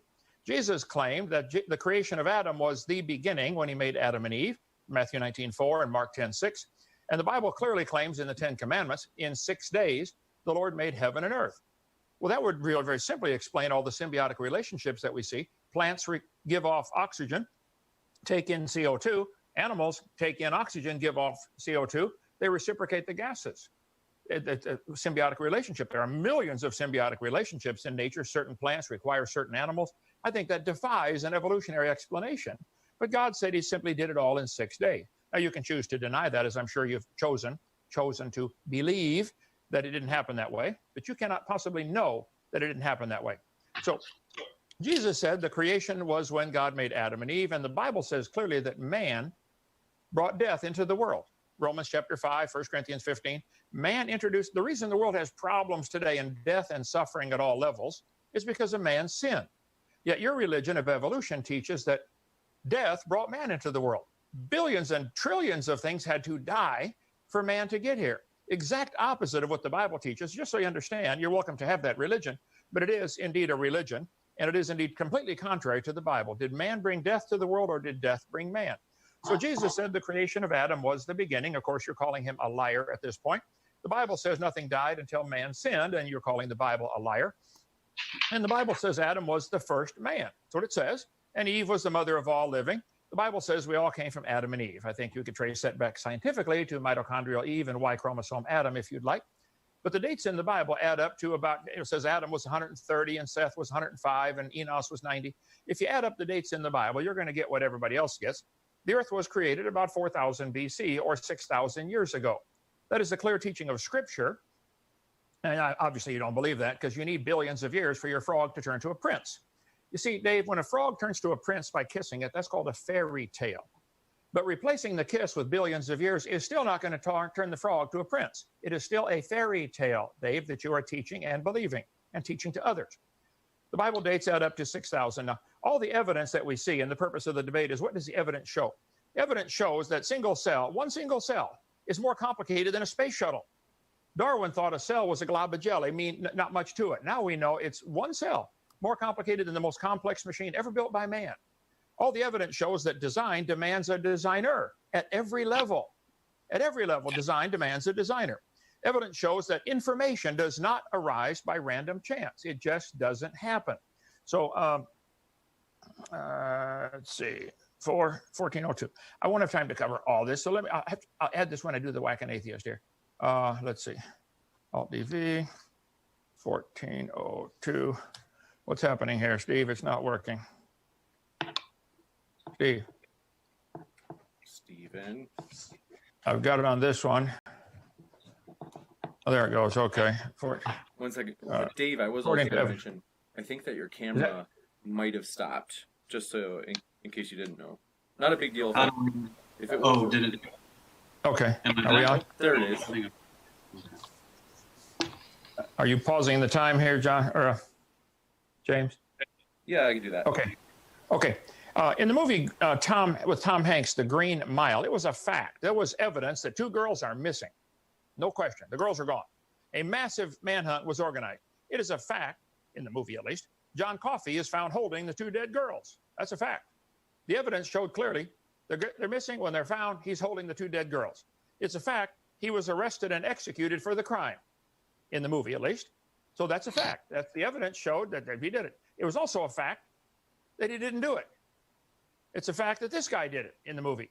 So I think what you're looking at is you're completely misinterpreting the evidence. You're seeing similarities of different creatures and assuming you're concluding common ancestor rather than common designer. You're doing the same thing that the people did in the movie here with executing the wrong guy. You're executing the wrong guy. You're claiming this book right here, which you obviously have quite a hatred for some reason. You're claiming this book has errors in it. I'd like to see some of those errors. You're claiming it's not a science book. It has absolutely no science in it whatsoever. Really, I think I could show you thousands of scientific facts in this Bible. It says in this book that all the animals will bring forth after their kind. Cows produce cows, dogs produce dogs. That's a fact, Dave. This book says they'll always bring forth after their kind. Would you please show me where any animal has ever brought forth something other than its kind? And no fossils could possibly count. I can't believe you listed as evidence fossils. As you know well, fossils don't count as anything except something died. Bones in the dirt do not indicate something changed. Why does no animal today have the ability to change to something else, but you think a bone in the dirt could do it? That's not science, son. Bones can't talk. They don't have a date stamped on them. We're putting our interpretation on them. No plant or animal today can produce anything other than its kind. And if you object to the word kind, I'm sorry. The word species is also pretty hard to define exactly. I covered that the other night on my Bible study here. Whack an Atheist. What exactly is a species? If you look up species, it'll give one of the definitions of species as kind. I think in 99% of the cases, it's obvious what a same kind is. Okay, I think my time is up. Anyway, love your style, love your goal. You're completely wrong, Dave. I'll try to get you converted tonight. Okay, go for it. Okay, ready to discuss? You betcha. James? Sure. Absolutely. Okay, so apart from the same ridiculous pageantry that you offer in every debate where you talk about frogs turning into princes and cars assembling from tornadoes, all of which have nothing to do with evolution whatsoever, but you use to trick simple-minded people into believing your lies, most of what you talked about in your 8 minutes was based on the Bible, not science. So you talked a lot about the Bible. So let's go to the Bible first. Number one, why do I care what the Bible says? And number two, you mentioned something about there's nothing wrong in the Bible or something like that. Is that what you're saying? I've read it for 51 years. Huh? I've read it for 51 years now. I'm unaware of any scientific errors in that book. Do you know of a specific scientific error? I have some passages I'd like to share with you. Is that okay? Well, first of all, is the purpose of this debate tonight to show that the Bible is wrong? You're supposed to be presenting evidence that evolution is true. But the Bible is your only piece of evidence for creationism. So I'm going to show you that it's not evidence for creationism. Dave, you just said that the Bible I have 2 eyes, 2 ears, and a mind. I can see animals produce after their kind. Cows produce. What is a kind, Kent? What is a kind? You're missing the point. Do you? No, I'm not missing the point. You define the word. What is a kind? Well, originally, it was those that could originally reproduce, and they might have diversified now where we have Alaska rabbits. Okay, so you mean rabbits. species? To bring forth from their kind, do you mean species? It doesn't use the word species. That's Carolus Linnaeus's term. I believe, I don't know if he made up the word species, but you're talking about bringing forth. So a species is organisms that can produce viable, fertile offspring. So is that what you mean by kind? Okay. If a man or a woman today is sterile and cannot produce children at all, are they still part of humankind? Homo sapiens in general. Sapiens in general. John, Dave, they can't reproduce. They're no longer human. Okay, so it's not a species. You're saying a kind is not a species? I think the word kind and species probably are synonymous at many levels, but I wouldn't restrict it to that. You can't have it both ways. You can't have it both ways. You have to say what a kind is. If a kind is a species, then you're saying that they're not new species, and you're wrong because speciation occurs. If you're saying that a kind is anything other than a species, then that statement does not contradict evolution whatsoever, because every time new organisms come forth, they are part of that kind, which is a clade. You were talking about anything else. You're talking about mammals, talking about eukaryotes, whatever it is that you're talking about, evolution does not require for new kinds to occur. They will always be within that kind. So you're either wrong or you're not contradicting evolution. Which one is it? All right, James, I would request that you kind of keep track of the time. It looks like he's trying to monopolize all of the time. I would like half the time, please. So if you can please. There's a reason why this world's going to hell. Dave, would you please tell me what is the best example you know of any creature producing something other than the same species? What is the best example of a new species? Do you know what polyploidy is? I do. What is it? Polyploidy is a doubling of the chromosome number. It doesn't add any new information at all. It's the same information. It's the same information. Does it produce a new species? Doubled. Does it produce a new species? If I copy a videotape and I go, oh wow, I got two videotapes, they're identical. It's the same information, Dave. Then why is the organism not able to interbreed with the parent organisms? It's a new species. Detrimental. Polyploidy produces new species. Polyploidy produces things that usually are infertile and cannot reproduce at all. That's not true at all. That's not true at all. So many plants that you eat. Kent, stop. When you say something wrong, I'm going to correct you. I'm not interrupting you. When you say something wrong, I'm going to correct you. What you just said is demonstrably wrong. Many of the plants that you eat are tetraploid, hexaploid, octaploid. Many plants have evolved through polyploidy. And that is an example of instant speciation. Let's give Kent a chance to respond now. And when you are wrong, I'm going to correct you, Dave. This book is the book that God preserved for us to read. You're going to be judged by this book. Well, we didn't get a chance to talk about the Bible because I had some passages I wanted to share with you. Sure. We can do that another time. But polyploidy, hexaploidy, any of those, all they are, as I think I pointed out early and already answered the question, it is a doubling or tripling or quadrupling of existing information. Is there new information added with polyploidy? I mean, new information. Yes, there is if two polyploid gametes fertilize one another. What is the new information that's added? The information from two gametes. The information from two gametes. Do you not know how meiosis works, Kent? Do you not know how meiosis works? Meiosis. Well, I'll just say one thing now. Polyploidy. So there's a lot of prey out there that are running from predators. Rabbits have been running from predators for a long time. Why haven't any of them evolved wings? Don't you think that would help? That's not how evolution works. Evolution doesn't work at all. Okay, there is no evolution. No, you can't just say evolution didn't do this or didn't do that. Evolution is random mutation by chance that is then selected for by natural selection. You can't say that evolution didn't do this one thing that I think it should do. Nature is blind. That is not a valid argument. Would you please give the audience an example of something that has been a mutation that has added new information? Not doubling existing information like plotting. What do you mean by new information? Every single mutation is new information. It's a change in a base pair. That's new information. Every mutation is new information. Whoa. I'm going to quote you on that one. Every mutation is new information. Yeah, instead of a G, there's a T, or instead of an A, there's a C. How is that not new information? So if we make a typographical error in typing a book, that is going to create a new thing, a new DNA word, is not a book, a new plot. See, this is what you do. Hold on one second. I mean, like if he wants to do an analogy, like it's, I think it's like fair game. But his analogies are always like. Yeah. Well, I mean, like I'm totally okay. Like if he has a moment to explain the analogy, and then we'll definitely come right back to you. Okay, finish the analogy, and then I'll tell you why it's stupid. Okay, I asked you, what is the best example you know of an animal that created a new species that had to contain new information? What would you give me? Yeah, and I use polyploidy because it's undeniable because it happened instantly in one generation, as opposed to speciation. Give me a specific. What is a specific plant or animal that with polyploidy has added new information that made it into a different species? Most of the plants that there's tons of plants that you eat, like bananas and stuff like that. Okay, so bananas are an example of evolution. Strawberries are octoploid, huh? Okay, so a strawberry that became octoploidy, 8 times the volume. All they end up with those giant strawberries that taste terrible. Is it still a strawberry, Dave? What do you mean that tastes terrible? All strawberries. We're talking about all strawberries. What do you mean that tastes terrible? What are you talking about? Well, I've seen the giant strawberries they produce with octoploidy, and they're hollow and they taste terrible in my humble opinion. But that's okay. Strawberries are octoploid. Strawberries. Okay. Not the special whatever you're talking about. I have no idea what you're talking about. It's still a strawberry. But Kent, this is it's a simple yes or no, Dave. Is it still a strawberry? What are you talking about? We're talking about you got a strawberry and turned it into a strawberry.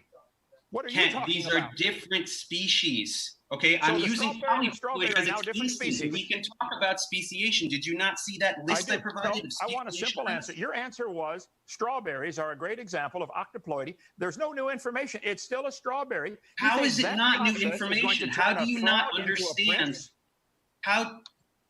Okay, see, when you say things like frog turning into a prince, you're just revealing that you are a con man. Why are you saying things like frog turning into a prince and a car doesn't make itself from a tornado? These things are not valid analogies. You're saying that a tornado doesn't make a car. What the hell does that have to do with evolution? It's a man-made object. Your argument is basically there is a thing that is designed, therefore everything is designed. Okay, well, a snowflake forms spontaneously, so everything forms spontaneously. It's the same thing. The conclusion does not follow from the premise. It's not a valid argument. But you say these things to simple-minded people to trick them. I'm not simple-minded, so why are you telling them to me? I think you are much more simple-minded than you realize. Let me show you the picture here. Oh, really? This textbook shows, and I got all the textbooks beside me, that a human and a bird have a common ancestor, which was an amphibian. Let's see. Let me find a family tree that they show here, because I mentioned about the frog and the prince. Okay, they have these textbooks with these charts all the time showing all these animals going back to a common ancestor. Do you believe you have a common ancestor with a strawberry, Dave? Yes. Okay, you're welcome to believe that. That's not science. That's a religion. Yes, it is science. Nobody's ever seen a strawberry, Dave. Nobody's ever seen a strawberry produce a non-strawberry. You might get a bigger strawberry. That's not what evolution says happens. When you say dogs never produce non-dogs and things like that, you're mischaracterizing science. You're mischaracterizing evolution deliberately, again, to trick people into believing you. Nothing in evolution ever says that dogs produce non-dogs. Nowhere is that said. What does that have to do with anything? Dave, calm down. Let's take that statement. Nowhere does evolution say dogs produce non-dogs. Is an amoeba a dog? No. Just yes or no. Okay. Did the dog come from an amoeba? They had a common ancestor. Dave, come on, yes or no. Did the dog come from an amoeba? What does this have to do with anything? You're not asking a question, son. It did not come from an amoeba. No, it did not come from an amoeba. What does that matter? Well, the charts in the book show the amoeba turning into all the creatures, including the dog. No, they don't. Show me a book that shows that, Ken. No book shows that. Show me anything coming from an amoeba. Okay. An amoeba is a protist that has a common ancestor with all other eukaryotes. An amoeba is a eukaryote, right? Is an amoeba a eukaryote? A eukaryote simply means the cell contains a nucleus that's bound in a membrane. That's a common And it has many other organelles and very similar metabolic pathways. These are all the history of evolution. And I'll use the same terminology you've been using. In your simple mind, you think because they're all eukaryotes, therefore they're all related. Couldn't that not be of common design? You know, all the cars on the highway have metal in them, iron. You're just using the exact same analogy. Why are you talking about cars? They're not biological organisms. This is not a valid analogy. You're saying that there's something designed, therefore everything is designed. No. Adding biological ability to reproduce makes it 1 trillion times more complicated, much harder for you. It'd be much simpler for a skateboard. Do you know what a paternity test is? Do you know what a paternity test is? Here we go. 202. Alt DV 202. You asked for, here is a tree of life used in the textbooks that shows humans and arthropods and worms coming from a single cell, sponges. Do you believe we all came from sponges, Dave? Do you believe this textbook is right? You do? Okay.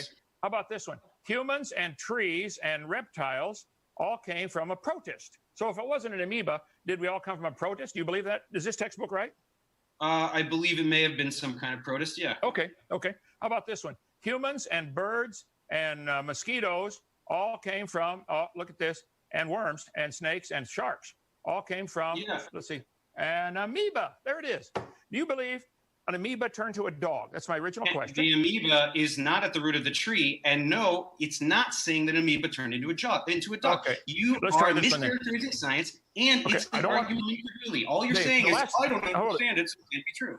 That's what you're doing. The last thing I want to do is mischaracterize science. I think you are misrepresenting No, that's science. what you. That's your MO. That's what you do all day long. That's all that you do. That's when you all say that I do. dogs don't turn into I princes. didn't know that. How come You're I'm so tired at the end of the day? mischaracterizing science. Okay, now Dave, let me make it very simple for you. You like to make things simple. This chart shows humans and mosquitoes coming from a protista. Did the dog come from a protista? If it wasn't an You amoeba, I'm already sorry. did this 9 times. You can say all Because animals and all plants. You're not answering the question, Dave. You're not You're answering just the asking the same question 18 times. You can Did say the dog, dog and then come- horse, and Here then it is any right on the animal you chart. want. Yes, they're all related. The answer is yes. Okay, good, fine. What's the So problem? the dog, I'm trying to make a point here now, Dave. The dog came from a protista, and a protista is not a dog. So you said that I will always say dogs produce dogs, and you say that's not what science says. That's not what evolution says. Of course, dogs Aren't always they produce both dogs. eukaryotes? Well, then why didn't Dave? Why didn't Aren't the they both protista? eukaryotes? Why didn't the protista keep producing protista? Somehow it produced a It human did, on it this did. chart. Did you not know that there are many protists in the world? Yes. Do you not know that they have lines on this paper connecting the people to the protista? So Do you see what? the lines on the paper, son? They connected a line from a human to a protista. Yeah, Somewhere all along I'm the line, hearing the from you is protista that you produced a don't understand it, so non-protista. it's not true. Why is that not true? You're just saying that you don't understand it, so it's not true. What's the I don't point? understand it, so it's not true. I don't believe this for a sec. I think it's retarded to believe a protista turned to a human. Now, What if you I want to would- believe that, that's fine. No That's one fine. says that. See, that's you You do. mischaracterizing it. You said protista turned into a You human. think What does this that chart mean? is right. Over 2 billion years, Ken. Over 2 billion years. Okay. So instead of a kiss to turn the protista to a human, it took billions of years. That's your new magic Yeah. ingredient. What's If you wrong with kiss- that? If you kiss the protista, it won't do it. But if you wait See, billions of years, the That's protista will what you turn to a do. human. Is you just try to mock it. You say, "Ooh, kiss and tornado." This is what you do. I You am just mocking it because it is stupid. It is Says stupid you- to believe a says protista you, evolved to a based human. on what? Based on your incredible expertise that does not Oh, yeah. exist because you have no education whatsoever? Is Oh, that what okay. you're basing it on? Now here we go with the. Okay, I'm a kindergarten dropout. Okay, but I don't Yeah. think anybody's ever seen a protista produce a non-protista. Where's And the example? evolution does not. Wait, what are you? Wait. Evolution does not say that it must. What are you saying? This chart came from an evolution textbook, and it shows a protista turning to humans, gorillas. They're plants. eukaryotes. They're eukaryotes, Kent. They're Did all the eukaryotes. protista turn to a pine tree and a human? This chart says they did. This is what kids have to learn in school. You do believe a protista became a human and a pine tree. Over 2 You billion believe that, years. son? Yeah. Huh? Okay, just admit it. If you want to believe something that dumb, that's fine. Okay. But don't call it Kent, science. This all isn't you're science. saying is that you don't get it, so it's not true. So let's get into I the. get it Let's just get into fine. this. Kent, I'm Kent, we're pointing not out- getting anywhere with this. You're going to take all the animals forever. Let's talk about genetics. science- Let's talk about genetics. What is a Calm down. paternity test? Kent? Okay. What is a paternity So, test? What? Somewhere for the protista to become a human, Okay. new So information you don't want to has answer to my be questions, added. and you're just going to go on and on and on and on about protists No, turning no. into whatever I you want, want to I talk want you about. to. Is that what I you're want gonna the audience to see what a dumb religion you guys have chosen to follow. Not a Protista religion. Produce, Not a it religion. is a religion. You believe. No, there's no moral code. There's no social structure. There's no Imagine. supernatural Here you beings. go. Not a Put your religion, name no on matter right how here. complex Okay. it is. Put your name on right here. You imagine that over millions, billions of years, the protista could turn to a pine tree and a human. That's what the charts show, and that's my objection. It doesn't Kent, there's happen. overwhelming evidence to support it. Well, I've asked you to show it to me. The protista. Did you had to not get some hear new the part information. about fossils? Dave, protista don't have a lot of things that humans have. Protista Yeah. don't have fingers and arms. They don't have Yeah. the brains that they do. Protista have everything humans have. No, I agreed with you when you said they don't have hands because anyone can see good, that. good. We're getting somewhere. So somewhere along the line, the protista had to have new information added to turn to a human on this chart, didn't it? Yeah, and I just told you that all mutations are new information. It's new information. It's a new gene. What do you not see So about you're that? welcome. You're welcome to imagine that this happened, but where is the scientific evidence for any protista adding new information? Protista have a very short generation time. I don't know what it is for a protista, probably a couple of hours. You can get the equivalent of millions of years of human evolution in one protista lifespan. Could turn into a human? What does that have to do with evolution at all? I'm telling you that very slow accumulation, gradual change, mutations, new genes. Did you not see my slide in the beginning? It's biochemistry. Do you know any biochemistry? Do you understand gene expression? Do you know how gene expression works? Dave, do you know how you understand genes create new proteins? Dave, do you know how that works? Yes, I understand. You do a good job of making things simple. I'm trying to make it simple for you. The charts are showing the kids. Oh yeah, the chart. Here's the chart right here. I don't know where you see it on your screen here. Right this way. Okay, I can't get in front of it.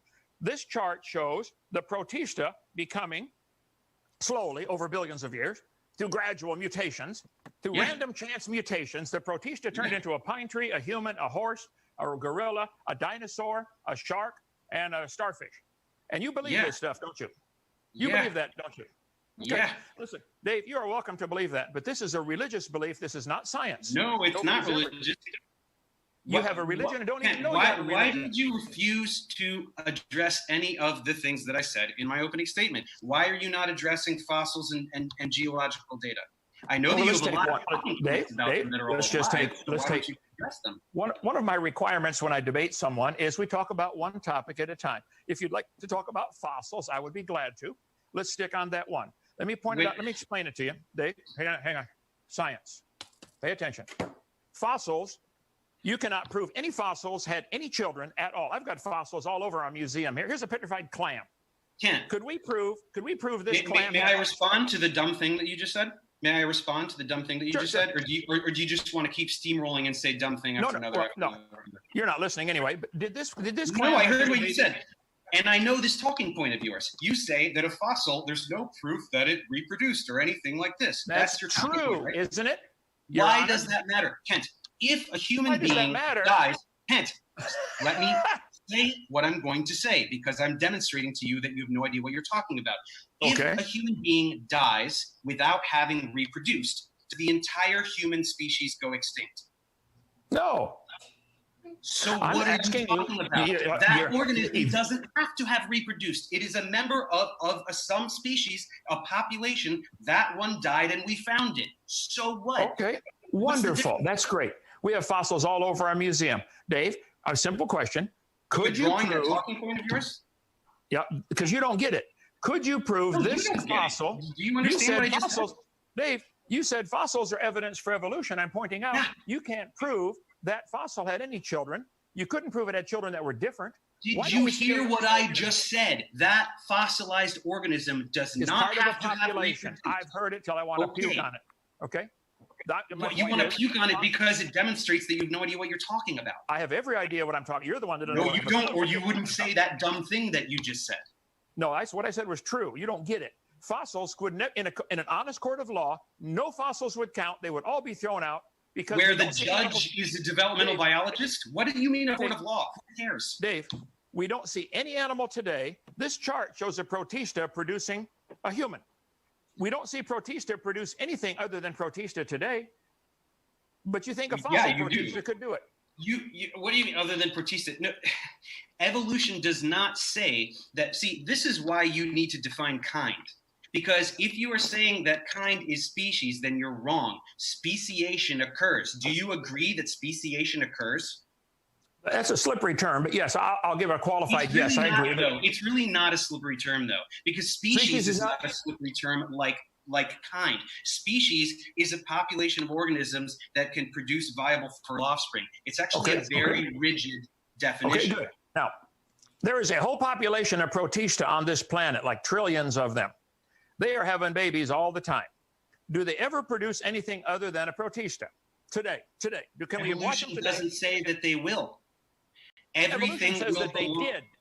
A protist is not a species. A protist is not a species. A particular species of paramecium may evolve into, or a subset of a population of paramecium may evolve into a new species of paramecium, but a protist is not a species. Right, a protist is a group, and you're deliberately using protist because it's so poorly defined. It's not a kingdom. It was on the chart. I just showed you one on the chart. I'm trying to help you understand, son. Okay, let's try this. No, you're not trying to help anybody understand anything ever. You're trying to make money. That's what this is. Don't try to screw around. These folks live here and work here. Am I in this for the money? Oh, no. You better come visit. Oh, my Dynasty gosh. Your Land. minions agree with you. You have What no a clue what you're talking about. Now, okay, yeah, let me make okay. it simple. Okay, Dino Park man. Okay, I have parks. I have slides just like this somewhere in my 10 million slides showing all life forms going back to a common ancestor, which was a single-celled creature, whether it be a protista or an amoeba or whatever class you want to put on it. You think this single-celled creature became a horse, a pine tree, and a human over millions of years slowly. I'm asking, where's the evidence? Same thing over and over and over again. Incredulously because it's is true. not an argument. Dave, no, I say the it's same not. thing because, No, Dave, it's not. You and I both taught mathematics. 2 + 2 is 4. It was 400 years ago. It's going to be 400 years from now. You don't What have does to that have to change do with truth. anything, Kent? What does that have to do It with has anything? to do with the fact that I don't need No, to it change what I doesn't. say Kent, because this is I'm becoming right. very circular because all you're doing is the same thing over and over again, saying Protestant Because plants. I'm right. What's going on? This is so crazy. So let's talk about the evidence. Let's talk about Okay, fossils. let's talk about the evidence.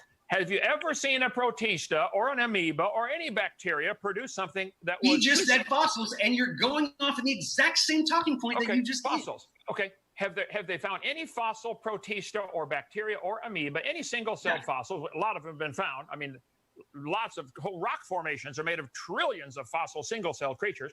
Have they ever found any of them with evidence of new information like a leg or a wing or an arm or an eyeball? Bacteria don't have those things. They're not multicellular organisms. So what you're saying has nothing to do with anything whatsoever. But the chart shows they became multicellular organisms, and you think this happened. They drew a line on paper. Right. Over many, many millions of years, new species came about. But that does not mean a bacterium must have a wing. That's a very dumb thing to say. And it's something that you Dave, you're not getting it. You're still not getting it. Hey, hang on. I'll get it right here. Let's see, right here. Science is knowledge. What we see and observe and test is single-cell creatures. That's a very cute prop, Kent. It's adorable. It's very appropriate, too. Very appropriate. No, it's not. Because you imagine that all these things came from a common ancestor. You have a wild imagination, Dave. So all we're establishing that is that you don't believe biology, and so we're not getting anywhere with that. So let us talk about geology. Biology, bio means life, and ology is study. I taught biology 15 years. I believe biology. No, you didn't. No, you didn't, Kent. No, you didn't. Okay. Okay. You lied to children in a church. That's not teaching biology. I lied to... You're the one lying to children, saying we all came from an amoeba or a single-celled creature. Slowly, I didn't say over billions of years. You're lying to the children, Dave. You're teaching a dumb religion of evolution. Okay, you're just repeating the same thing over and over again. So why are you talking about it? It's true, and you're not getting it. You're going like this. La, la, la, la. That's what you're doing. Kent, why? Explain to me why. Okay. All of the fossils, you agree that there are geological strata, yes? I agree that there are many layers of rock on the Earth. I do not agree they are different ages. I have right here, I have in our museum pictures of petrified trees standing up, connecting all these layers. Now, call them whatever you want. I'm asking you a question. Call them whatever you want. In these layers, there are fossils, yes? I agree. And they are organized in a pretty particular way, yes? The fossils are not always in that particular way. If there's any, they are essentially always in that particular order. Then you have been lied to, and you swallowed a lie. No, I haven't. No, I haven't. Can you find for me a hominoid fossil in a very low layer next to a trilobite fossil? Can you find that? That's very interesting. We have a section in our museum working on right now about trilobites living with humans all along. There might even be some. Yeah, that sounds fascinating, though it's not based in reality. Dave, now you keep derailing me, so I never got to ask you my question. My question for you is that you believe that these layers were deposited during some kind of flood, as waters were draining or something like that, right? I agree. Yeah, the layers were deposited in a flood.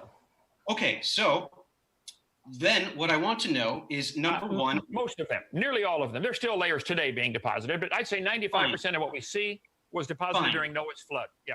Number one, why do the layers have zero correlation with density? Why does the density not increase as you go down? And number two, why are these fossils in those specific layers, in that specific order, everywhere around the world? Okay, they are not in that order, but let's take one question at a time. I have in front of me a sand art toy that has 4 different densities of sand: black, dark blue, light blue, and white. 4 different densities, but every time you flip it over, it makes 30 or 40 different layers. Why are any of those limestone or sandstone or granite? Are those in there? Dave, I'm not sure what you know about physics or hydrologic sorting, but water automatically sorts things, especially during the tidal change, during the flood in the days of Noah. The earth is turning around, you know, in spite of the flat earthers, and the tide goes up and down. And so if the earth were turning for a year while the tide's going up and down with no interruptions, it would make thousands of layers and the density would be completely confused. Generally, clams are found at the bottom. What do you mean completely confused? What does that mean? Well, during one tide, you would get more dense and light dense. And then 6 hours later, you get another tide coming in, bringing another layer on top of all that. So you may get more dense and less dense. Just Google stratigraphy, experiments in stratigraphy, stratigraphic experiments at Colorado, at the Navy. So you're saying that tides exist everywhere on Earth, in every location on Earth at the same time. Is that basically what you're saying? Well, during the flood in the days of Noah, the earth was covered and the tides would cover the world. Now, some parts of the world have a high tide while other parts have a low tide. You see? So how can you get the same strata everywhere on Earth? Tides occur on a coast. If the earth were covered with water during Noah's flood, tides would occur everywhere, Dave. What do you mean they would occur everywhere? Tides occur on a coast. Tides come in and out. If the world is covered by water, where is a tide? How does a tide move? Let me explain, Dave. Here is the Pacific Ocean. They have a high tide and a low tide in the middle of the Pacific. You don't see it because you're in a ship floating up and down, but the Pacific Ocean actually comes up and down during the tide. What do you mean tide occurs at the coast? Have you ever studied anything about earth science? I know about lunar tides. You're talking about the depositing. I don't know what the hell I'm talking about. In a particular way. Yeah, right. See, the world is turning. At this latitude, 31.3366 degrees north latitude in Lenox, Alabama, we're turning 886 miles an hour toward the east. If the tide were going up and down during Noah's flood, the water would have to rush sideways at really high speeds to fill that bump, and then rush down the other way at high speeds to lessen the bump. Really high speeds? What does that have anything? How is it any different than tides today? Okay, it's not. It's not. But the tides today get interrupted by banging into the continents. Earth turns toward the east, so the tides generally hit the eastern coast a little more because the tide is being drawn out by the moon, lunar gravity. You're trying to ascribe some kind of magical quality to tides that doesn't exist. We see what tides do today, and we see what they do. It's very simple. Here, look at this. I just flipped this thing over. These 4 different densities of sand made, probably 20 different layers. And again, are any of those things sandstone or limestone or granite or anything that would be applicable to this discussion whatsoever? I think it's pretty obvious even from the name. You might even get this. Sandstone is made from sand, okay? Sand is moved very easily when tides move back and forth. Water going back and forth. But it's not the same material. How does it possibly compact into it would have to harden. It would have to harden over the next few hundred years after the flood. After Noah's flood, the layers would harden, and some of it's a chemical reaction. There are different types of sedimentary rock. And how does this process occur magically at every location on Earth at the same time, such that the strata are the same everywhere on Earth? Well, first, if you think the strata are the same every place on Earth, you have really been lied to in your education. Nope. You're the one that doesn't have an education. Not. The strata are all different areas. And all over the world, petrified trees are found standing up connecting these strata. So that's not a problem. There are different ages. Some are in volcanic ash. Some could be due to a local flood. That is not evidence against anything. I agree. I got it. You need to watch my video number 6. I don't need to watch any of your videos, Kent. You didn't? I'm sorry, I didn't hear you. Did you? I didn't, and I don't need to. Oh, I know you didn't. It's obvious, but you need to. It would help you a lot. Okay, no, you really do need to. Okay. Tell you what, I'll watch some of yours, and I'll put you on my list to whack an atheist. Are you an atheist or just an agnostic, or what are you? I don't really feel like telling you because it's not really part of this discussion. It has nothing to do with God whatsoever, unless we want to actually talk about the Bible like I wanted to do earlier. Can we? No. That wasn't the title of the debate. The debate was the evidence for evolution. You're claiming there is evidence for evolution. No, the title of the debate is evolution versus creation, and the Bible is your evidence for creation. Well, no, even without the Bible, I could say it's obvious there's a creator. I think somebody created this coffee cup. Had nothing to do with the Bible. This has a creator. Yeah, another man-made object that has nothing to do with anything. Your argument is that a designed thing exists, therefore everything is designed. Well, I can tell you that something like a snowflake forms spontaneously, so everything forms spontaneously. Neither of those conclusions follow from the premise. They're both bad arguments. You should stop saying it, even though it's one of your favorite ridiculous things to say. Well, it's not ridiculous. It's true. And you're not getting it, obviously. So I need to say it over and over again. I'll tell you what, most of the audience is getting it, even though you are not. It is true. Do you believe the first living cell, the first living creature on the planet, came from something that was non-living? Because I used a coffee cup, which is non-living. Do you believe the first living cell came from something non-living? Kind of a gray area, but at some point you'd probably have to demarcate that. Yes. Okay. So how did this non-living, whatever it was, soup, collection of chemicals, you can have whatever you want. How did it you're not saying rock anymore? Well, that's what the textbook shows, that the rocks. Oh no, it doesn't. But that's what you always do say. But it's interesting that you're not saying it right now because you know that. I'm going to try to get you to admit it, Dave. Now listen. Do you believe the Earth began as a hot ball of rock 4.625 billion years ago, or whatever number they're using now? Yeah. Okay. Did the rocks cool down, and then it rained on the rocks and produced chemical oceans containing chemical soup? You can call it soup. I wouldn't, but fine. I'd go most from of the textbooks Holy Spirit filled church to Holy Spirit filled church and get came slathered alive? with oil. Eventually, over millions of years. Organic molecules organize themselves into ordered systems, which eventually we can describe as life. The living things came out of this organic living molecules came from this soup, from the rocks that got rained on. Dave, you believe you came from a rock. You just admitted it and don't even know it. No, I don't. I believe that organic molecules produce life, but you know who does believe that humans came from rocks? You do. You believe that God created Adam from dust. So you're describing your ridiculous belief. Now, not mine. Let me try to explain. I'll try to explain it simply. This coffee cup is made of 100% natural materials. Okay, ceramics from the ground and stuff like that. For a man to take the materials from the ground and produce a coffee cup is understandable. For an intelligent God to take the dust and make a human, that's logical. For the dust to make itself into a human, that's not logical, Dave. Are you running away from abiogenesis? Do you not want to talk about that? Because you're going back to I'd be glad to talk about it. Please tell me how life got started, Dave. So please tell me, how did life get started? From the soup, from the rock? Absolutely. I can summarize what we know. We know that very basic organic molecules are demonstrably able to form. We know that nucleotides are able to polymerize spontaneously. We know that ribozymes are able to self-replicate ribonucleotides. There are a number of viable hypotheses about how amino acids initially polymerize. We're talking about tidal pools. We're talking about hydrothermal vents. Admittedly, we do not know exactly which of these occurred, but they are extremely plausible. Then this, right? I mean, how long do you want to talk? Hypercycles, protobionts, getting to the first protocell. Right. This is all. No. This is good. This is good. I'm glad you said what you just said. I think we need to analyze this line by line. You said there are many hypotheses of how life got started. None have been proven, of course, but there are many hypotheses. Why don't you take each one of these hypotheses and simply do it in the laboratory and test it?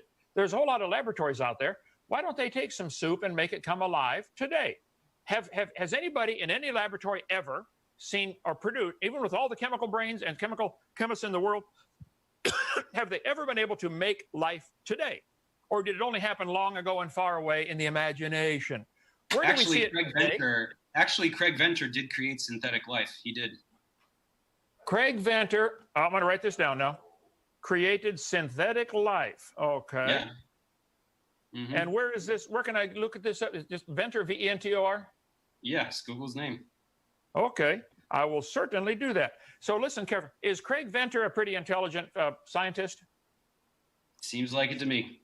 Okay, so if an intelligent scientist created life, wouldn't that prove it takes intelligence to make life? Oh, very clever. I see your argument. So you're sort of saying, you finally see one. Gotcha, Hey, there's hope, folks. There's hope. You finally see one. So you're saying you're basically setting up a situation where nobody could ever demonstrate the validity of abiogenesis because you're going to say that it will always require intelligent design. Well, sorry, that has nothing to do with anything. That doesn't demonstrate that abiogenesis did not occur. It demonstrates the whole point. Nobody sees it happen without intelligent input. An intelligent God can take the dust and form it into a man and breathe into the nostrils and it comes alive. And you don't think that's stupid? No, I think that's the only answer we can come up with.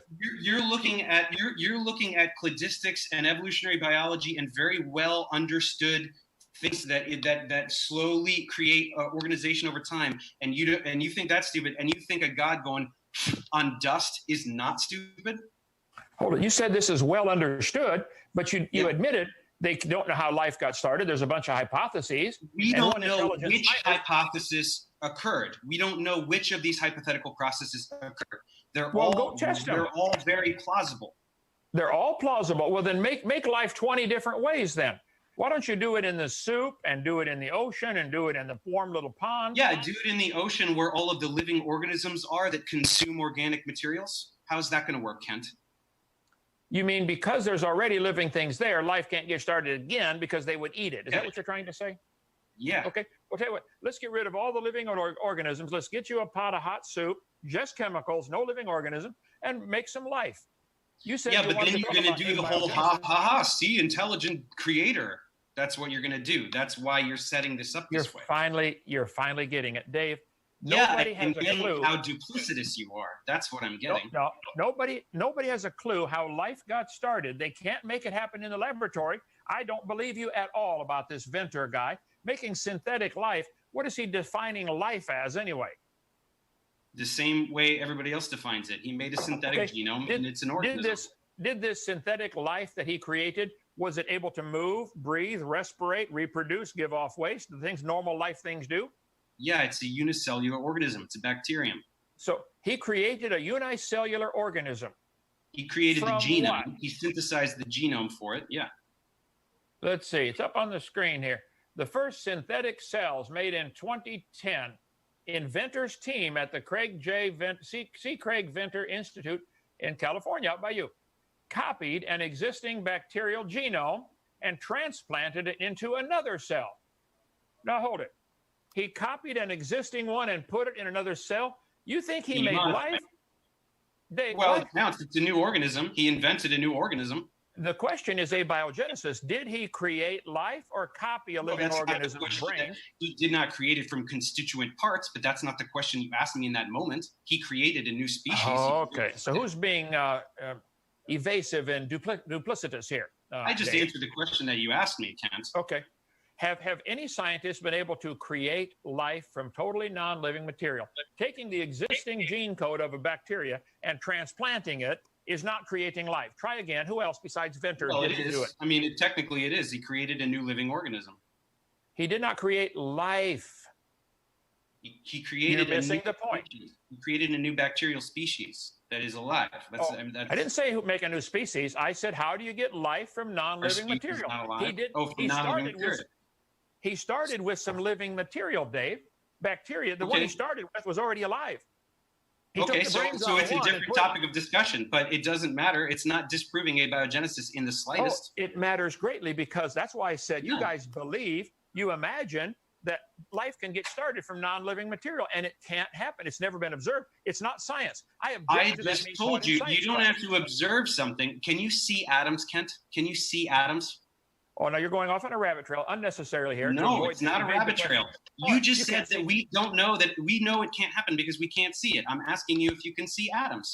No, you can't see gravity either. Can you see gravity? Can you see? You know, and they both exist. Isn't that incredible? So we're establishing that you don't need to watch something happen or be able to see it to have evidence that it occurs or has occurred. And you are wrong that there is no viable hypothesis. We have viable hypotheses that are very credible. Now, saying that there's two reasons why this thread that you're pulling along here is ridiculous, because number one, anything that I say, you're just going to say, see, it's an intelligent designer. So it really is not going to be relevant. Because it's true. Because it's true. No, it's not true. Venter's not intelligent?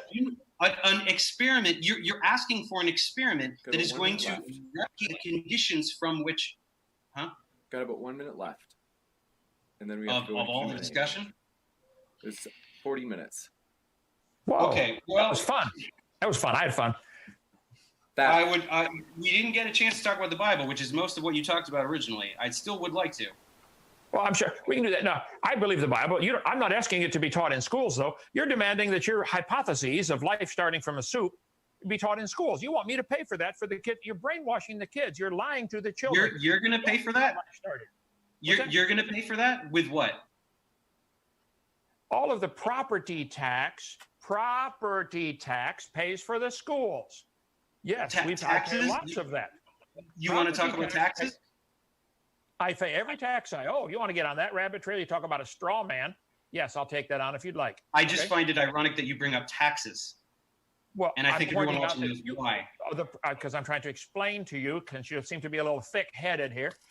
Schools are paid for by property tax. Roads are paid for by gas tax. I pay every tax I owe. And there's a website, 15 hours of just about Kent Hovind is innocent. If you want to go to that ad hominem attack. Yeah, I'm sure you're innocent. That's why you're a convicted felon. I'm sure you're innocent, even though you went to jail for 10 years. If we get the case overturned and they give me $300 million, are you going to apologize, Dave?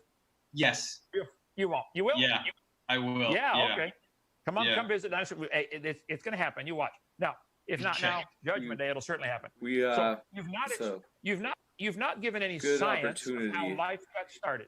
I hate to break off, but it's really hard with only 40 minutes, but just to jump in while we can to go to Q&A. So thanks so much for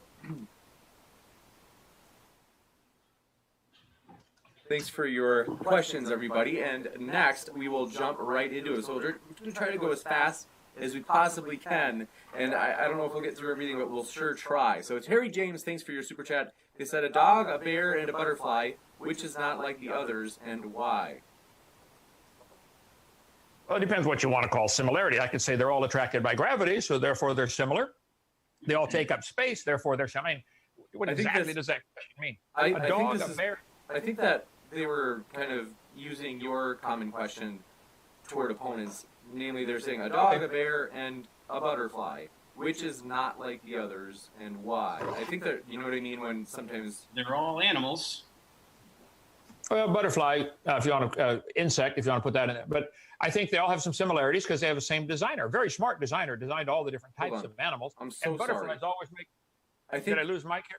We got it back, I think. No, it's here. It's just that they're saying which is not like the others. So they're saying there are three. And they're saying a dog, a bear, and a butterfly, which is not like the others, and why? They are all different from each other, and we have 4-year-olds here at the campus that can show you that a bear and a butterfly and a dog are different kinds of animals. I think we could find some similarity. Two of them have hair. All three of them breathe. One breathes through the skin. Two breathe through the mouth. I mean, the question seems awful vague. I think a bear and a dog are different in a lot of ways. I think most 4-year-olds could tell you that. Gotcha. Thanks so much. Next up, Arn Rorvik. Thanks for your question. They said, question for Hovind. Do you think God is disappointed in your lack of new material? So they want new speeches, Kent. They say that you're using the same material that you've used for years. Well, I taught math, and 2 + 2 was 4 when I first started teaching. 2 + 2 is still 4. I don't need any new material on 2 + 2. I don't need any new material on the creation. It's true what I said before. It's true what I'm saying now, and it's true what I'm going to say in 20 years. If there's something that I'm saying that's incorrect, maybe they're just tired of me saying the same thing because they still can't answer it. Of course, it annoys them because it shows how stupid evolution is. I enjoy doing that. So I do produce a lot of new slides and visuals. I work very hard at my job here, and I try to produce. We have cool science experiments here at our science center in Dinosaur Adventureland. All kinds of fun stuff to do down here. But yeah, I produce new stuff all the time. We work hard around here, don't we? We produce all kinds of stuff. We've got about 30 people living here now. So yes, I do produce. But as far as new, I don't need to change truth. Truth is not going to change. And dogs produce dogs. I'm going to say dogs produce dogs from now on because that's, you know what? Dogs produce dogs. No exceptions. Gotcha. And they didn't come from a protista. Gotcha. Oh.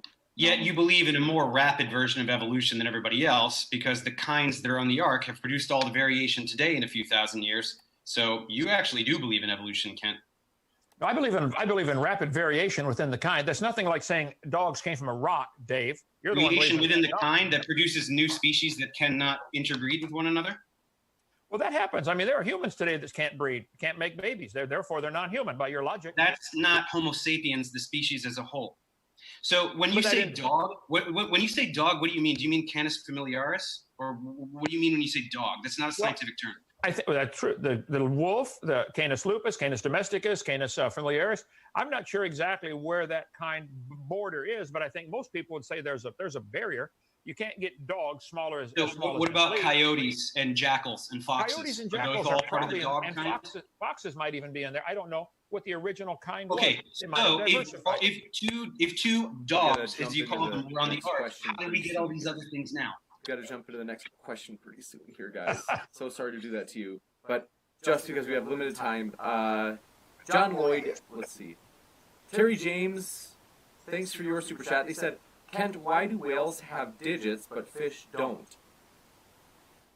Well, whales are mammals. That's a modern class.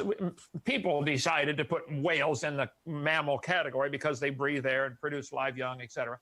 So it's our man-made classification system started by Carolus Linnaeus and modified 1,000 times since then.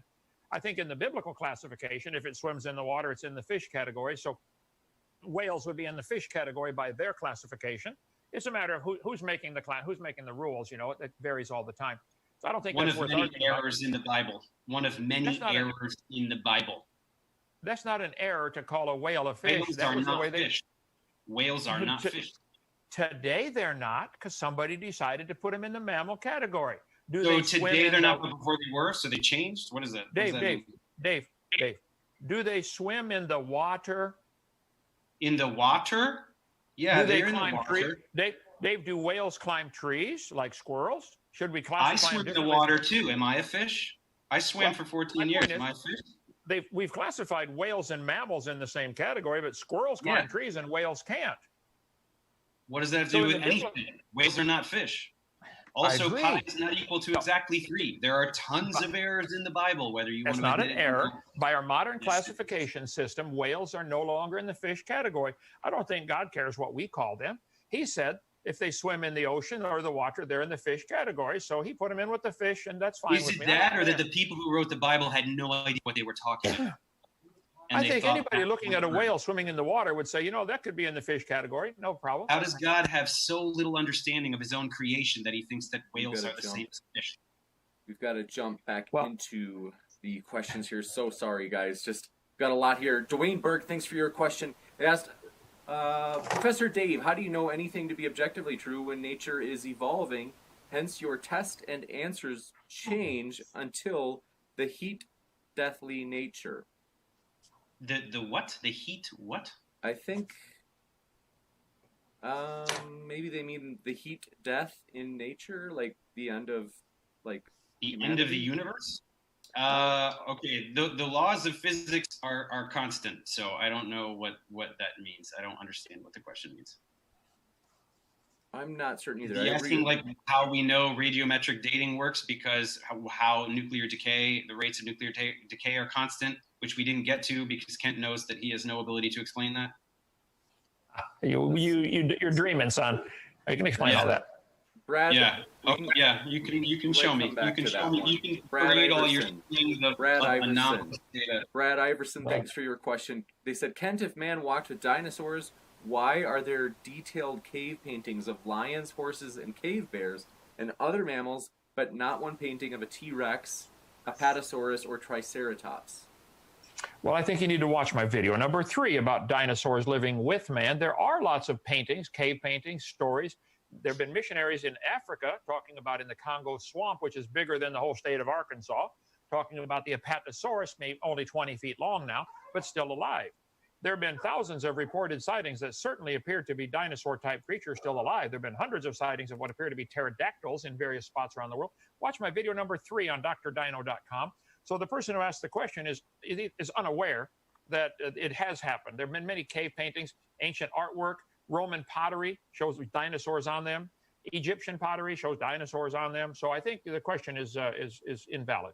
Gotcha. Thanks so much. Steven Steen, thanks for your super chat. That says message blocked. Don't want to know what you wrote. Mothra J Disco, thanks for your super chat. They said, Kent, why do you keep ignoring the new material and evidence in order to maintain the illusion that you care about the truth? Let's see. Oh, so wait, let me answer that. What am I ignoring? I'll look at any new evidence you've got. I asked Dave, does he know any evidence of how life got started? And he gave a bunch of hypotheses, but nobody's been able to do it. So nothing's changed. I'll be glad to look at Venter. Venter didn't make life. He took bacteria brains out of one. It has nothing to do with biology, Ken. It has nothing to do with biology. It's everything to do with it. Bio means life. Ology I mean means evolution. It has nothing to do with biological evolution, which is what you think that you're talking about. Evolution has nothing to do with science, Dave. Evolution has nothing to do with science. Science is things we can observe, study, test. Cornerstone of biology. We can't make life in the lab. This thing about seeing, but you admitted that you can't see atoms, and atoms are the basis of chemistry. So there's really no water to this argument that we have to see things. So okay. You're wrong. So if science has never been able to produce life, therefore, it's part of science because nobody's ever seen it. Science has also never been able to produce a universe. So what? We have evidence for the Big Bang. That's why stuff like, Dave, that's why stuff like those topics should not be included in science. Biology should teach biology. You think that an astronomy class should not talk about the origin of the universe, for which we have tremendous empirical evidence? All astronomy can talk about. I noticed that you didn't want to talk to me about cosmology. Is it because you don't understand physics at all? I don't. I taught physical science 15 years, Dave. You want to have a test on physical science? No, you didn't. No, you didn't. I didn't. Okay. Stop lying. No, you didn't. Just to try to get through more questions. So sorry, folks. Ad hominem, Dave. We do want to also, if you are watching and enjoying this, which is, by the way, Kent and Professor David, you guys have to let you know, this is the third biggest audience we've ever had at Modern Day Debate. People have been loving this. They're honestly like just on their feet applauding. They're just pumped. So want to let you know the live chat is just like roaring. So it's like my attention's divided. And so if you are watching though and you're enjoying this, hey, feel free to give this video a thumbs up to just let us know, and we'll try to, hopefully we'll get to have these gentlemen on before, because I have to say, you guys are very good debaters. You're very quick. You're very, it's like, you guys are, it's been a very lively discussion. Jason Everett, thanks for your super chat. They said, Kent, don't you think you should learn what the theory of evolution is and what it actually says before debating it 100 times? It's been 202 times, 203 debates counting tonight. I think I understand clearly. The evolution theory says that everything came from a dot of near nothing that exploded for some unknown reason 13.772 billion years ago. A bunch of it cooled down and created the Earth. It was a hot ball of rock. It slowly began to rain on the rocks for millions of years and finally turned them into soup, and the soup came alive. And that first life form found somebody to marry and something to eat and slowly evolved from a single-celled organism into humans and pine trees and whales.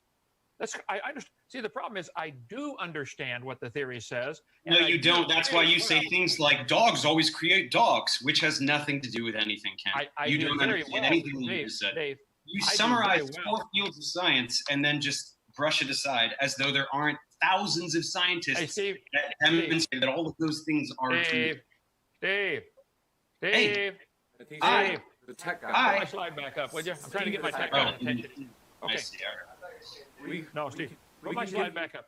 I am objecting to the textbooks that put this kind of stuff in here and say everything, dogs, pine trees, and humans have a common ancestor, which was a protista or an amoeba or something like that. This is what is being taught. This is not science. It's biology. Biology is a science. Yes, biology it is. Is science. Biology is science. You could teach the kids all the biology. Okay, boys and girls, this is the radius, the ulna, the carpals, the metacarpals, the phalanges, the flexors. That's anatomy and physiology, not biology. And so you want to teach biology, but you don't want to talk about how all eukaryotes have the same cell organelles, and you don't want to talk about how all eukaryotes are using the same metabolic pathways? Dave, I'll be glad to talk about the fact that all eukaryotes have the same type of cell structure, though there are really some wild differences, I think you'll admit. All that means is eukaryote. All that means is the nucleus is bound by a membrane. And then a bunch of other organelles that are all doing certain things. Why does that prove common ancestor? Why doesn't that prove common designer? You refused to answer this earlier. Do you believe in a paternity test? Do you believe in the validity of a paternity test? I think there can certainly be some errors, but I think it's highly accurate. Yeah, paternity tests are highly accurate. Why is it highly accurate? Because of the genetic similarity? Because we can demonstrate conclusively ancestry through genes? Oh yeah, so, Dave, I think we could test Microsoft PowerPoint and Microsoft Word have tens of man-made objects can't invalid analogy. Identical lines of code. About.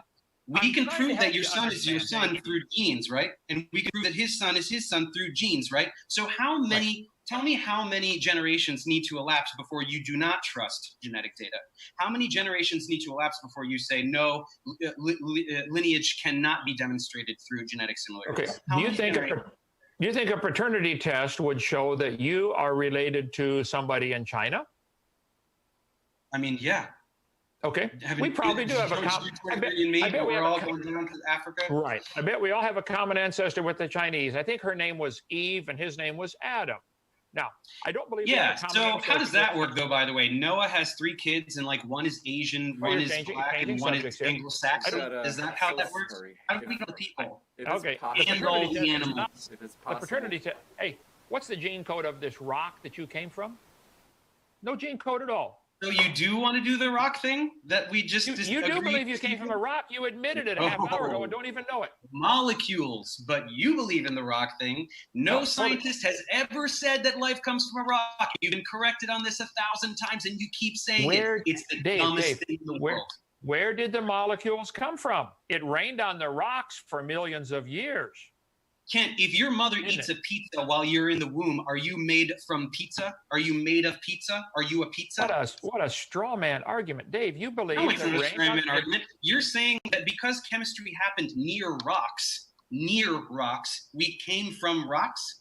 No. What does that do with anything? Okay, the chemistry. Let's talk the chemistry. What molecules are in this water? Where did those molecules come from? I want to give you a chance from the rocks. Kent, I'll give you a chance to answer Dave's question, but then we've got to for sure go back to the question. Sorry, folks. I'll give you a chance to respond, Kent, but after that, then we have to go back to the Q&A. I am completely lost on what his question was now. What was it?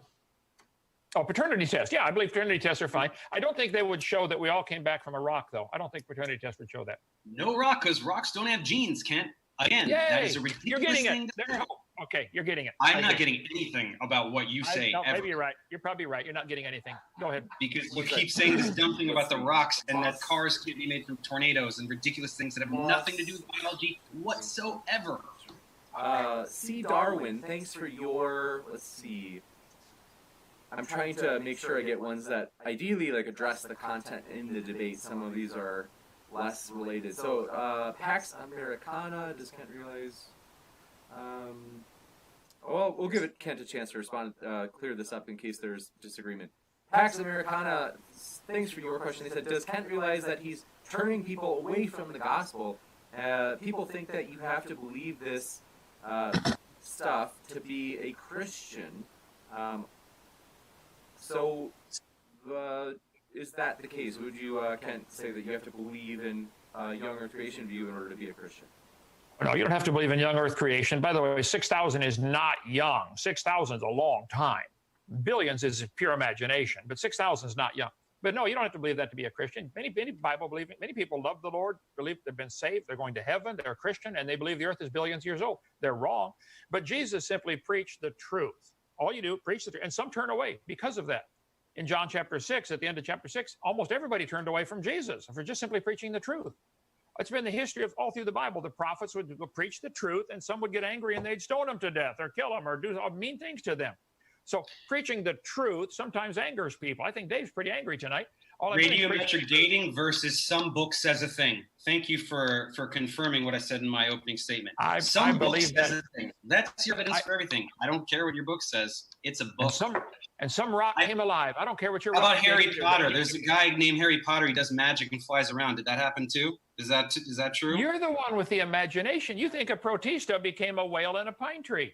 That's imagination, Dave. That's not science. Argument from incredulity. I'm sorry that you don't understand biology. That's not my problem. It is incredulous. It is completely incredulous to believe a pine tree and a whale and a mosquito are related. Zero scientific training and doesn't understand science at all. as you continue to demonstrate. Oh, I think I You have to understand learn science to understand it. Did you know that? Did you know that you have to learn science to understand it? Sure, I've learned an awful lot of science, okay, and I understand it Where did very you learn well. science? In AndersInGenesis.com? Where did you learn science? Well, the word what science accredited means. institution? Hang What on, accredited One second, we got to give it. institution? Let's give him. Let's give him a chance to answer the question. Go ahead, Kent, and then we got to go right back to Q&A. I have been studying science all of my life. I love learning new things. I've studied an awful lot in quite a few fields of science. I'm not the world's expert on any of them, but I've got enough common sense to know that dogs produce dogs and cows produce cows. And if you want to believe dogs and amoebas are related, you can believe that. But that's not science. The word science means knowledge, from the Latin word seer, to know.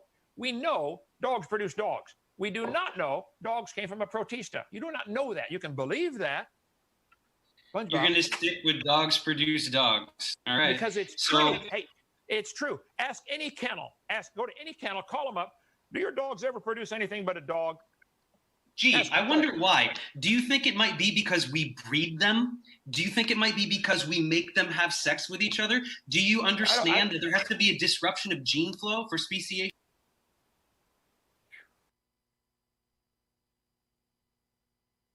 You guys are back. Sorry about that. Very embarrassing. Okay. Thanks so much, folks, for letting me know that. Goodness gracious. Okay. You guys have been amazing. Thanks both Dave and Kent for being so patient. And by the way, also, thank you for this amazing debate. This has been off the charts amazing. We're going to try to get through a few more questions, and then we've got to kind of move. I don't know if you're able to stay longer, Kent, we'd love to have you, but I know that usually you usually only have about an hour, and we've gone already beyond that. So right. If you have to go, yeah, we can go a couple more questions, but let's do hurry, okay? Okay, thanks so much. Next up, let's see, Stephen. I don't know. Kent. Let's see, Marty. Brian Bedazzle said caterpillar turns to a butterfly. I'm not sure if either of you guys know what they might be getting at. Like a chrysalis, and I'm not familiar with insect biology. Gotcha. I agree. I would agree. Caterpillars turn to butterflies because they follow an amazing code. It's unreal. You know, a 3D printer can turn some material into an object like, whoa, because it follows a code. The butterfly coming from a caterpillar is an amazing example of design. Didn't happen by chance. Says who? I did. I just said it. What's your? Oh, why do I care what you say? Are you a biologist? Why do I care about what you think? I'm sure you don't care. I don't care what you think either, Dave. So we're even. But I'm reporting the consensus of the scientific community.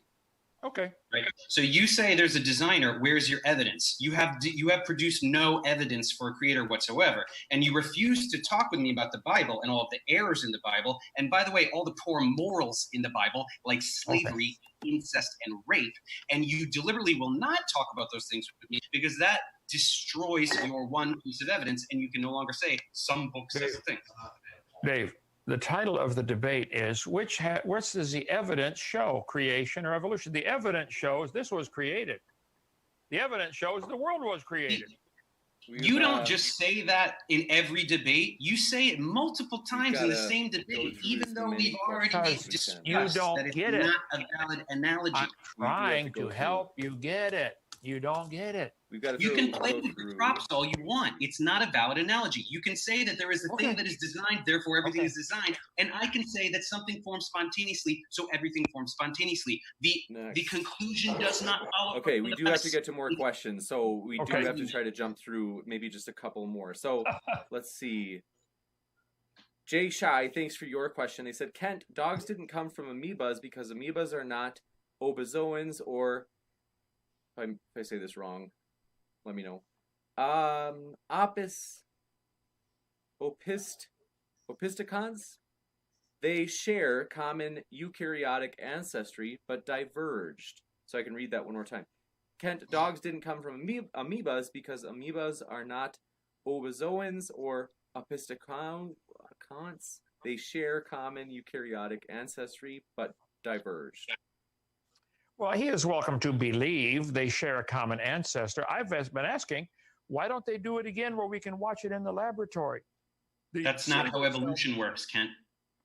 You don't get to just arbitrarily determine. Lloyd, thanks for your. I hate to interrupt, because I want to try to get through as many. Maybe last one, and then I think Ken might have to go. Yeah, John let's Lloyd, do another one. They thanks for your super chat. They said dissentfromdarwin.org. Over 1,000 PhD holders disagree with evolution. Oh, okay. They capitalized the EVOL. And then they said, must be a scholar or hold a PhD to sign the petition. Get with the times. So I think that's a challenge more directed toward you, Dave. If you want to respond, you can. So you found a couple of people that that disagree. I don't understand. What's the problem? Hundreds of PhDs is not a couple. Hold on. All right. We will go. Kent, if you have to go, not a problem. I have kept you past the time. James, let me say one thing to what he said there. Several times throughout this debate at the beginning, he said all scientists believe A, B, C, D, E. Is not correct, Dave. It's not all scientists. But I would like to point out, this is a very poor argument from majority opinion. Did you know all the scientists in North Korea think communism is wonderful, and you don't dare publish anything in a journal over there against communism? What does that have to do? What does politics have to do with anything? I'm trying to point out the obvious, that the fact that in any culture a majority believes something doesn't make it true. The majority of the Germans followed Hitler. 55 million of them. 120 million Russians followed Stalin during World War II. What does that have to do with science? What does that have to do with science? I'm trying to explain to you, Dave. You're using majority opinion, which means nothing. The majority of George Washington's doctors thought he had bad blood. Take his blood out. He'll get better. And they killed him. Oh, you're going to use an example from 300 years ago to talk about bad science? Is that really appropriate? 300 years ago? So George Washington was not 300 years ago. You need to do some history lessons, but that's okay. 1799. He died. That's less than 300. That's 220 years. Two and something. Okay. 200, 300. You should run for government. You'd make a good politician. Spend money. Oh, that's cute. That's a cute joke, Ken. Thank you. I appreciate your compliment. Now, my point is, why are you going 200 and some years back to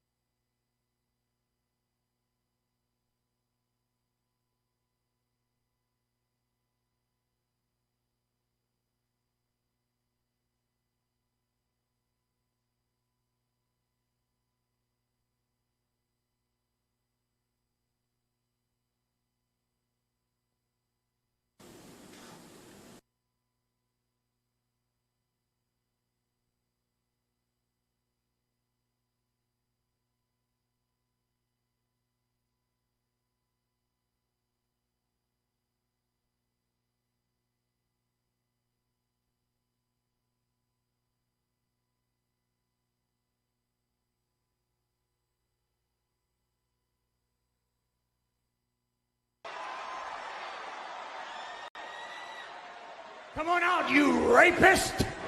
Well, obviously the That's an Aaron Horn. Oh, wait a minute! Oh, yeah, boy! How did you take? Look at this! Give me a break! Yes! Vinny Mac! That's it! Look how buffed he looks! Look at him! He is in shape! Look at that! Oh my God!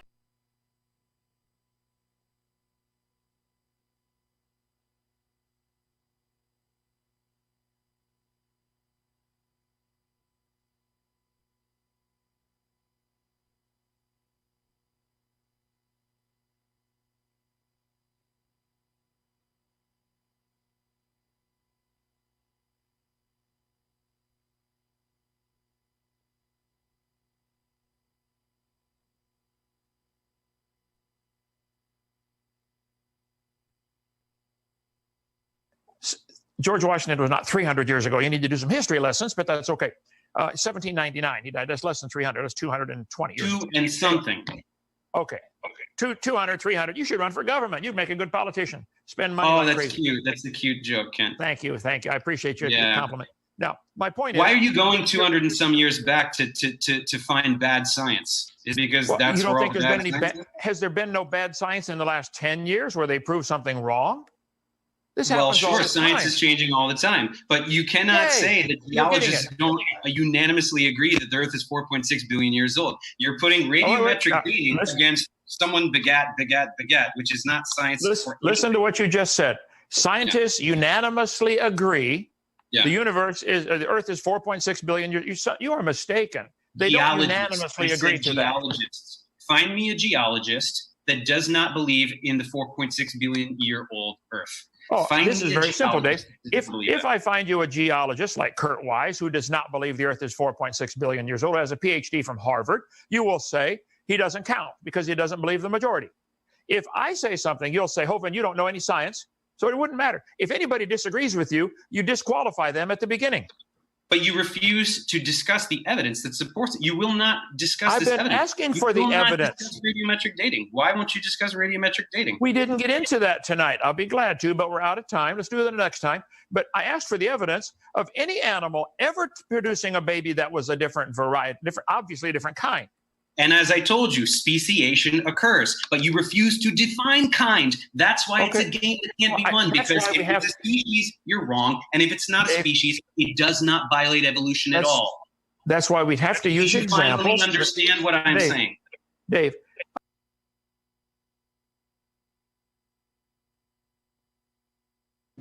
Y'all, Carrie Ann Chrysler, who's part of the she's kind of like the overnight crew, late night crew. She rewatched yesterday's stream. She said, Sal has a nice personality, quote unquote, but I don't know if his first wet dream should be a good enough reason to believe. I bet it was Peter's writings that spoke to him. Because he talked about how he started to believe when he was like 13. Oh, it's so good. It's so good. Oh, man. So good. Hang on, I gotta delete these other...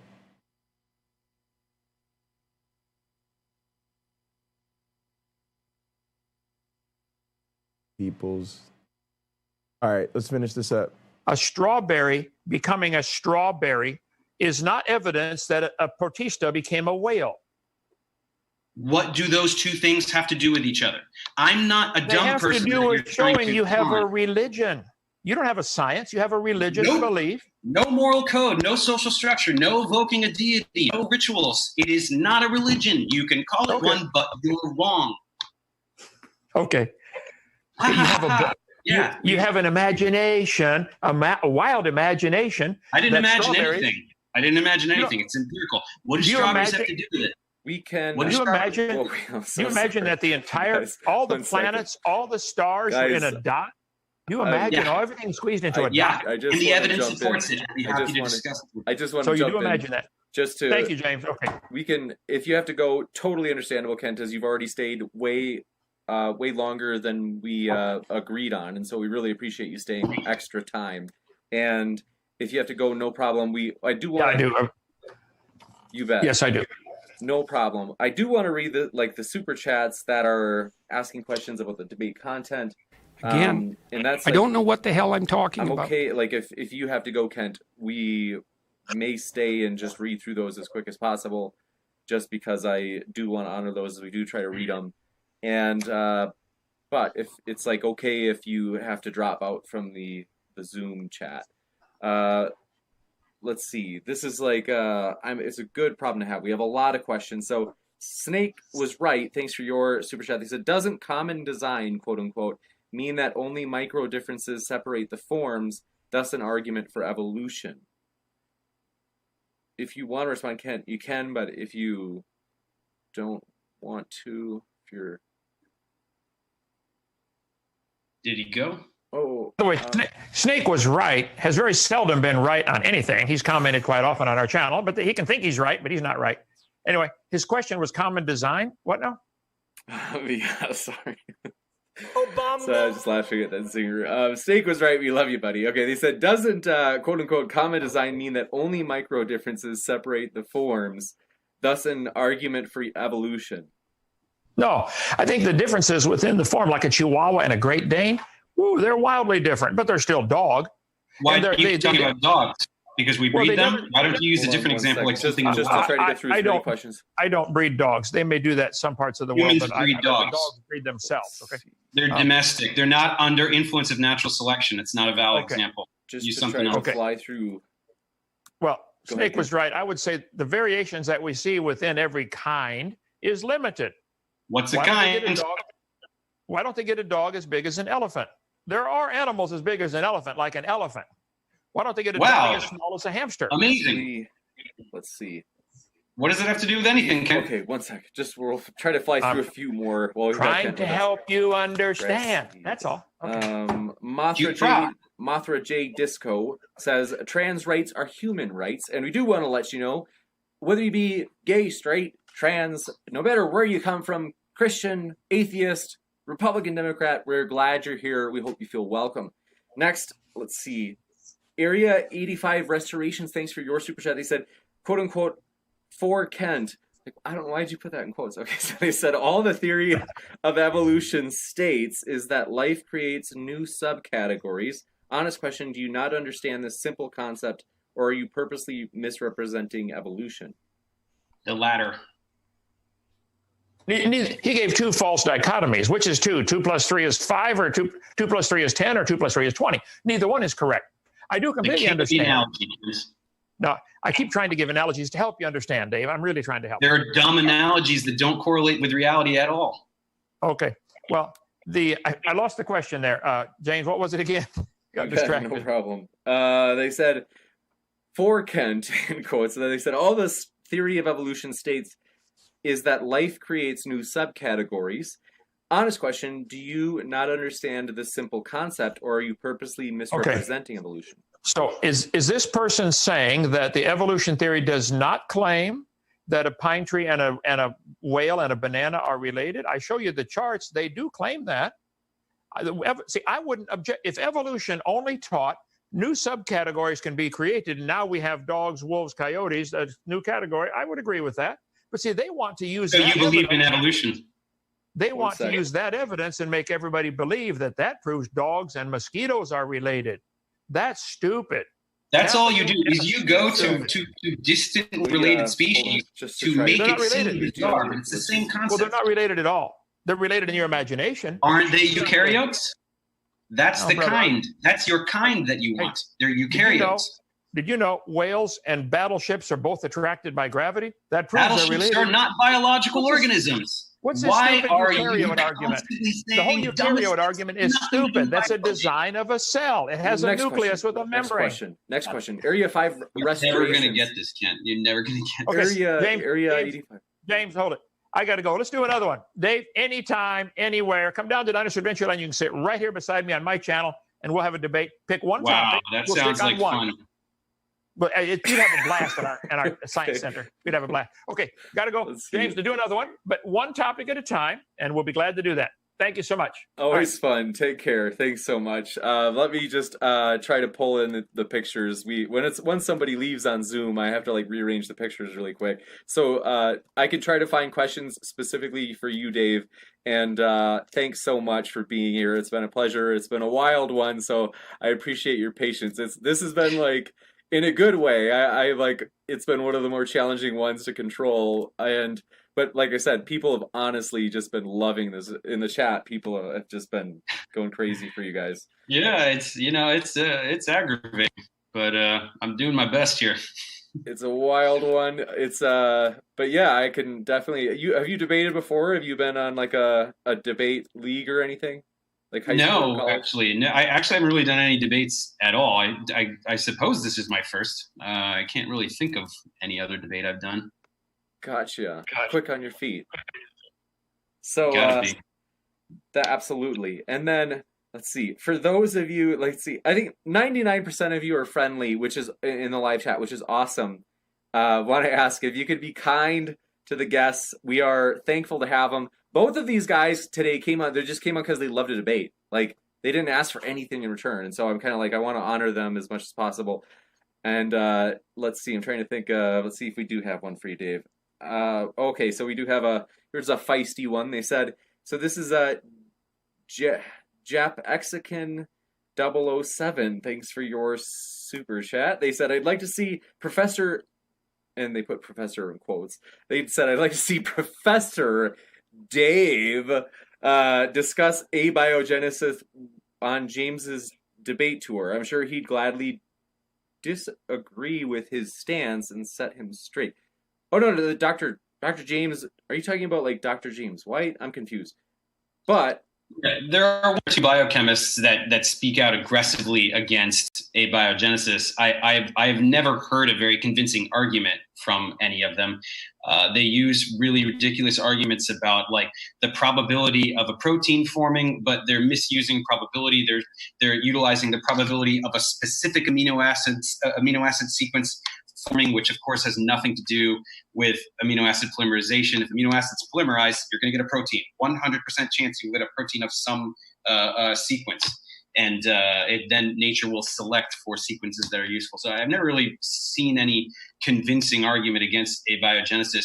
Of course, I must admit, because I'm not intellectually dishonest as Kent is, that we don't know exactly what happened. We have viable hypotheses, and we didn't get into it because Kent didn't want to embarrass himself about how little knowledge of organic chemistry he has. But there are many mechanisms utilizing organometallic catalysis that can be stereospecific. Hence solving a lot of problems with the handedness of biological molecules. There's a lot, and it is ongoing. We're learning more all the time. And Kent has his ridiculous gotcha challenge where if I explain how we could demonstrate it in a lab, he'll say, haha, gotcha, intelligent design. And then he doesn't accept that we can't see it spontaneously in the ocean because there is life there already that will perturb any system that's producing it. Not to mention the fact that it took 500 million years to happen. So, yeah, it's an interesting area of study. I'm not an expert on it, but I do. Organic chemistry is my specialty, so I understand a lot of it to an extent. And hopefully I'll learn more about it one day. Gotcha. Yeah. Thanks so much. Let's see. See if I can find any. This is one that hopefully we can, if we're able to get a part 2, because this was so good. Would people be okay with us saving those questions for the next one, or is that just a terrible idea? I have a feeling it's a terrible idea. We don't have too many more questions, but a lot of them are for pretty much all of them are for Kent, and so I'm like, without him being able to respond to it, I hate doing it. Well, he'll just evade them anyway. You know what I mean? We definitely I asked him to define a kind about 18 times, and he won't do it. So and he never will, because he is forbidden from defining kind, or it will demolish his argument. Gotcha. Let's see. We maybe what we will do. So Surf, thanks for your question. They said, hey Kent, how about a citation for those charts that you pull up since you crop out the text? Let's see. So they want to know what references he's using. I do know that Brian Stevens asked one or two, and I wanted to get to those. Let's see. Area 85 Restorations, thanks for your question. They said, if Kent understands evolution as he claims, I'll give him $100 if he can answer the following question. What 2 things are wrong with the statement, quote, a dog will never produce a non-dog according to the theory of evolution? Then Elijah Bar. One thing is he won't define a dog. He won't even say what a dog is. He's doing it very deliberately to obscure the facts surrounding that whatever he's trying to talk about. Gotcha. Next up, we let's see. Elijah Bar Sobach, thanks for your question. They said, if humans have zero capacity to hurt Yahweh, let's see, why is he so mad? Why did Noah bring mosquitoes on the ark? Maybe we'll get an answer for that next time. Feel free to ask it. Subtracted said, hey, Kent, how did Noah get the 1 billion species of bacteria and microbes onto the ark? So we definitely, I honestly, because of these questions and because people honestly were loving this debate, if we can get you to come back sometime, we would love to get to, the opportunity. I mean, I think the only way I would want to do it, because this was pretty aggravating, because he just evades everything I say. If you wanted to structure it around however many of these very, very good questions for Kent, and allow us to watch him attempt to answer them, and I can keep him in check when he says something unscientific, that I would maybe consider. But this was not terribly productive, because he will not concede anything. Anytime I think you'll notice how I very validly and definitively pointed out that his analogies are invalid, and yet he said them like 8 times in this debate, which he does. I've seen him say them all before in all these other debates, but he just keeps saying illogical, incorrect things to appease his viewership. So this precise format, I don't know if I'd want to do again. Maybe another one where he has feet to the fire about specific scientific questions. That might be something. Gotcha. One thing we might be able to do, I don't know if this would make any difference. With Destiny, we had like 2 to 3 minute statements where like each person would get their 2 to 3 minutes, and we just alternate. And we did that for a while, and they had like opening statements at the start. Whether or not that would address like your concern, I'm not sure, but any block of time he's permitted to speak, he just vomits all of his talking points that are just misrepresentations of science. So it ends up being unproductive, because I will respond to his vomiting, and then he'll just vomit something else. And then his viewership can't tell what's going on. And people with a scientific background know what he's doing, but it doesn't end up being productive, Gotcha. Well, not unnecessary. It's definitely been, people have enjoyed getting to hear you guys this time. Brian Stevens, thanks for your question. And he said, thank you to Professor Dave. I went to a religious school growing up. Education helped me realize creationism is bunk science. So you've got a fan out there, Professor Dave. And glad to hear there's a convert. Yeah. And by the way, Kent wants to, I'm sure he's going to do a atheist on me. One sec. Just forgive me. Just because he's not here, I don't want to. Oh, okay. I don't want to be too hard on him, because I'm like. I was just going to say that you do not have to be an atheist to comply with scientific evidence, right? If you want to believe a God started the universe, I'm comfortable with that. There's no problem with that. So it's gotcha. No religion problem. And science can coexist.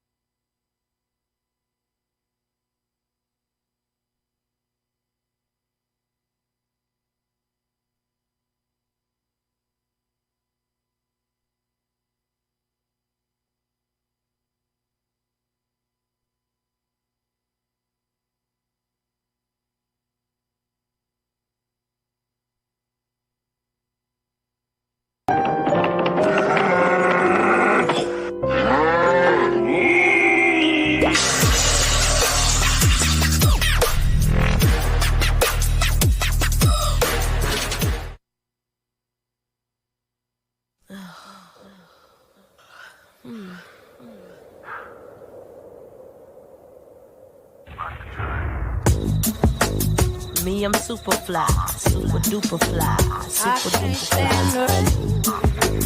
Me, I'm super fly, super duper fly, super duper fly. Me, I'm super fly, super duper fly. Me, I'm super fly. It's my window.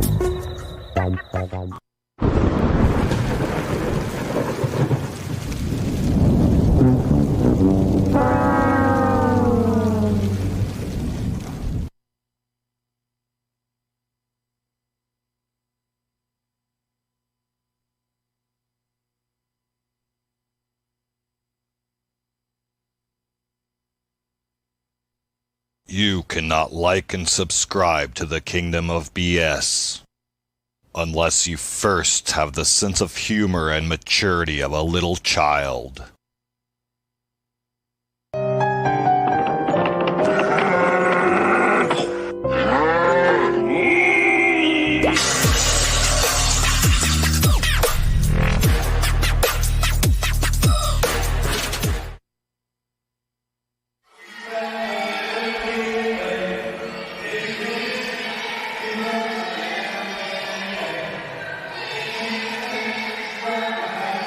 was hurt by the church. When I was a wee calf, barely tall enough to reach my mother's teat, I was recruited to be a soldier in Christ's army. My assignment? Altar boy. And I was determined to be the best darn altar boy this side of heaven. That dedication to the Lord had caught the attention of our priest, Father Diddler. One day after Mass, he approached me for a conversation. Hello, my child. I have been watching you very closely for some time now, and I wanted to let you know that the Lord has put it on my heart to tell you what a real good boy you are. Well, gee willikers, Father, praise the Lord for the encouragement and the fellowship of the saints. Am I right? Listen, B.S., I can tell that you are blessed and highly favored by the Lord, and I don't do this for everybody. But if you come out to my van parked out back, I can give you a lot more candy. Gee, that would be swell. Thanks. But you have to wait till everybody leaves first. We wouldn't want the other altar boys thinking I'm giving you special treatment, would we? I understand, Father, and I promise in front of God that this will be our little secret. Very good, my child. Very good. With great anticipation, I waited, and I prayed that everybody would hurry up and leave. And they did. Thank God for answered prayers. Nervously, I started to approach the van. When suddenly, in what the church's insurance company said could only be described as an act of God, a twister appeared, lifted the church off its foundation, and dropped it right on top of me. Ouch. Now, I know what you're thinking. That's a bunch of malarkey, BS. Everybody knows that the church is the people, not the building. Well, here's the thing. I was completely ignorant to the fact that not everyone had left the building. Sister Dorothy had stayed late to clean and was in the church when it crushed me. And then she stole my shoes. There's no place like Rome. There's no place like Rome. Poof. There's no place like Rome.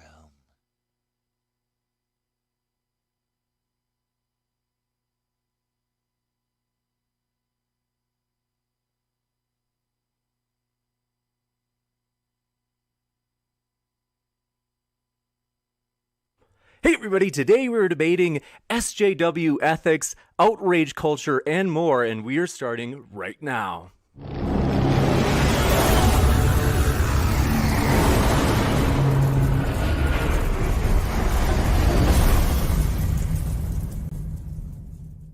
Amazing. Ladies and gentlemen, thrilled to have you here for another epic discussion, as we have two very distinguished guests. This is going to be a lot of fun, folks. So, by the way, if it's your first time here, consider hitting that subscribe button, as we have a lot more debates coming up. So, for example, this Friday, we are very excited that we'll have on Jonathan Sheffield and Matt Dillahunty debating on whether or not the Gospels were authored by Jesus' own disciples. So that should be a lot of fun, and want to let you know as well, as you're listening today, and as you're listening and you're like, oh my gosh, I can't get enough of this guy. I want to hear more. I need to hear more. I have put their links in the description. So that way, while you're listening, if you want to hear more, conveniently, you can just go right down to that description box for this video and click on their links to hear more. So with that, I'm going to let you know that it's just a very easygoing kind of style today, just a conversation. I will get the ball rolling by just asking 1 or 2 questions, and then I might step in and add another question if it seems like the conversation's starting to die down. We are going to have a Q&A at the end, which should be about 25 to 30 minutes. So if you have a question, feel free to fire it into the old live chat, and I will pull those questions into a list. Following that, I will ask as many at least that we can get to during the Q&A. Obviously, you probably won't get to all of them. Also, super chats are an option, in which case you can ask a question or make a comment toward one of the speakers if you're doing a super chat. And a super chat will also push your question or comment to the top of the list for the Q&A. We ask that whether it be a question or a comment in your super chats or questions, that you just be your regular friendly selves, as we really do appreciate our guests being here with us today, who I am about to introduce. So with that, want to let you know, on your left, Jesse Lee Peterson, also known as Reverend Jesse Lee Peterson, is an author, activist, pastor, counselor, and the host of the Jesse Lee Peterson radio show and the popular YouTube series The Fallen State, and he writes for WND.com and is founder and president of Bond, a nationally recognized nonprofit in its 29th year dedicated to rebuilding the family by rebuilding the man. Also, you may have seen him on Fox News, CNN, BET, C-SPAN, InfoWars, The Young Turks, and or heard him on national radio programs, including The Sean Hannity Show. So a lot of appearances. And if you have somehow not heard of Dave Farina, he is on your right and has the juggernaut science YouTube channel called Professor Dave Explains. So I've gotten to see the content of both of these guys. And as mentioned, both of them, I put their links down in the description so you can check them out, folks. So with that, we do really just want to say first, thanks so much for being with us today, guys. Have me on. Appreciate it. Absolutely. And with that, we will jump into this conversation. I guess one of the more controversial ones we will start is the degree to which racism is a problem in our country today. In particular, I'll just ask, we can go first, we'll just go left to right with Jesse, and then to Dave. Jesse, do you think that racism is a significant problem in our country today? Not at all. Racism has never been a problem in this country at all. And you're hearing this from someone who grew up in Alabama. I was born and raised in Alabama. I was raised on a plantation there under the Jim Crow laws. And we didn't have this so-called racial problem at that time. And it's a made-up word by the so-called black civil rights leaders, the white liberals who have no values. They love what's evil and hate what's good. And so this word racism is just made up to divide and conquer, to control the blacks by causing them to vote for whomever they want to vote for. And at most of the time it's for Democrats. And also it's to put fear in white people in order to make them feel guilty about nothing and use them for personal gain. There's no such thing as racism at all. It has always been a lie, and it's a lie today. You got it. We'll kick it over to Dave. Okay. I mean, that's wow. You just said that you grew up on a plantation and racism doesn't exist. So you grew up where slavery happened, where black people were enslaved by white people, and you're a black person and you grew up in the Jim Crow laws. And you're saying racism doesn't exist? I mean, that's just like, it's hard for me to compute the cognitive dissonance that is overflowing in that statement. I don't know if you can clarify when slavery what you mean by that. When slavery happened 150 years ago, it was about slavery. Yeah. It wasn't about racism. The Arabs. You don't think it's racist? You don't think it's racist for one race to enslave another race? How is that not racism? So are you saying that when the blacks were in Africa and they were enslaved by other blacks, was that racism? It's a real place. Was that racism? Sure, yeah. No, it wasn't. Why not? In Africa, mommy Africa, blacks were being used by the so-called rich blacks, the ones that were leading, and they were using blacks as money when they made deals. And at some point, the Arabs went to Africa. The Arabs went to Africa and captured, and in many cases, bought the blacks from the blacks in Africa, and they sold them around the country. And even in this country, there were black people who owned slaves. So it was. I don't know much about the history of Africa, but you can't say that white people owning black people is not racism. How is that not racism? Because it's a race of people that says another race is inferior to my race. So how is that not racism? Because there were blacks in this country who own other blacks as well as slaves. Are you saying they were racist too? I mean, I'm not sure if that's true or not. I can't imagine that that's true. It is true. But if it is, then racism. Well, look, I mean, then fine. Then it's a different kind of racism. But are you saying that is slavery is based on white people, of black people being inferior to white people? Dave, that's the basis for slavery. Dave, I just want to move forward with this. Are you saying that the blacks who own other blacks in this country during that time, were they racist as well? I don't really know. That doesn't really reflect on the institution of slavery. How do you know if white people are racist, but you don't know if blacks were racist who were doing the same thing? Yeah, maybe there were white people who owned slaves that weren't racist, and that was the way it was done at the time. But slavery, the institution of slavery, which was endorsed by the United States of America, was a racist institution. There were people maybe that didn't agree with it, and maybe even still owned slaves, and maybe they weren't racist. And there were politicians that owned slaves that fought to overturn slavery. So, I mean, I'm not talking about every single individual. I'm talking about the institution of slavery is what could be more racist than slavery, the subjugation of a race of people. So, Dave, are you saying that the blacks who own slaves, black slaves in this country, were they racist? Did you not hear what I just said for the past minute? You didn't answer my question. I just answered your question. You did not answer my question. Just answer your question. Dave. I said that I'm not talking about an individual. I'm talking about the institution of slavery, which is when endorsed by the American government in that time, is a racist institution. I don't need to defend like a singular person. Like what a single person believed or did is not. It has nothing to do with the institution of slavery and the laws of a nation. So are you saying, Dave, that the institution of black people who own other black people in America during that time, was that racism? But yeah, the owning of black people, turning black people into property is racism. So doesn't matter who owns them. Were those black people racist who own other black people? Were those blacks racist as well? I don't know. Sure.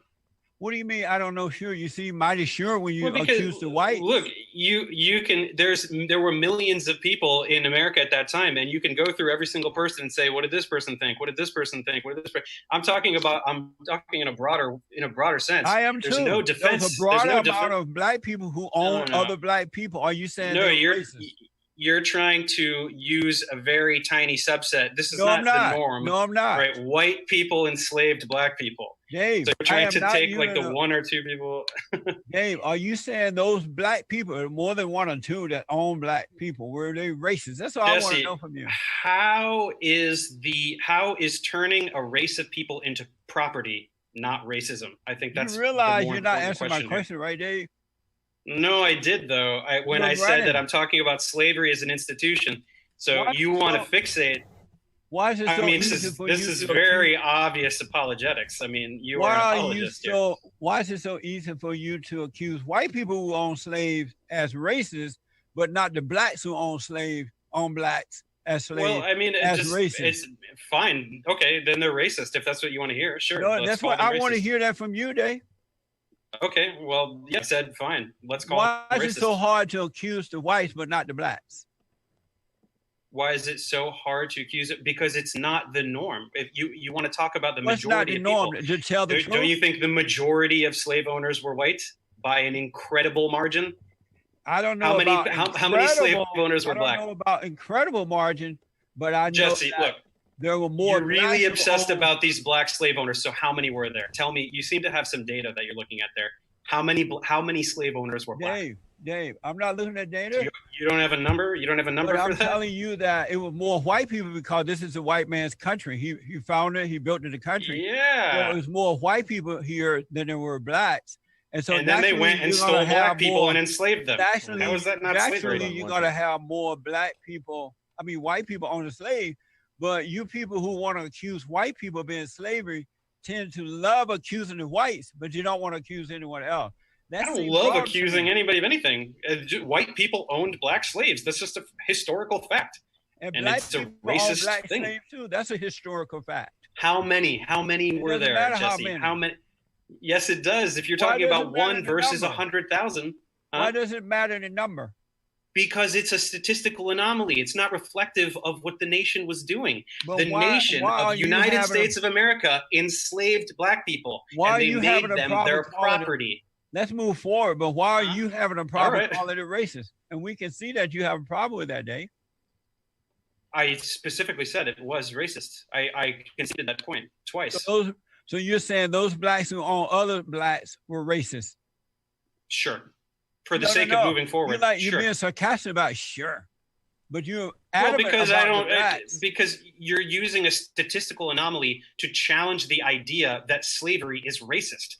I mean, it's ridiculous. The mental backflips, particularly as a black person. I mean, come on, man. What does that mean, particularly as a black person? I don't understand how you have no sympathy for your own ancestry. What does that mean?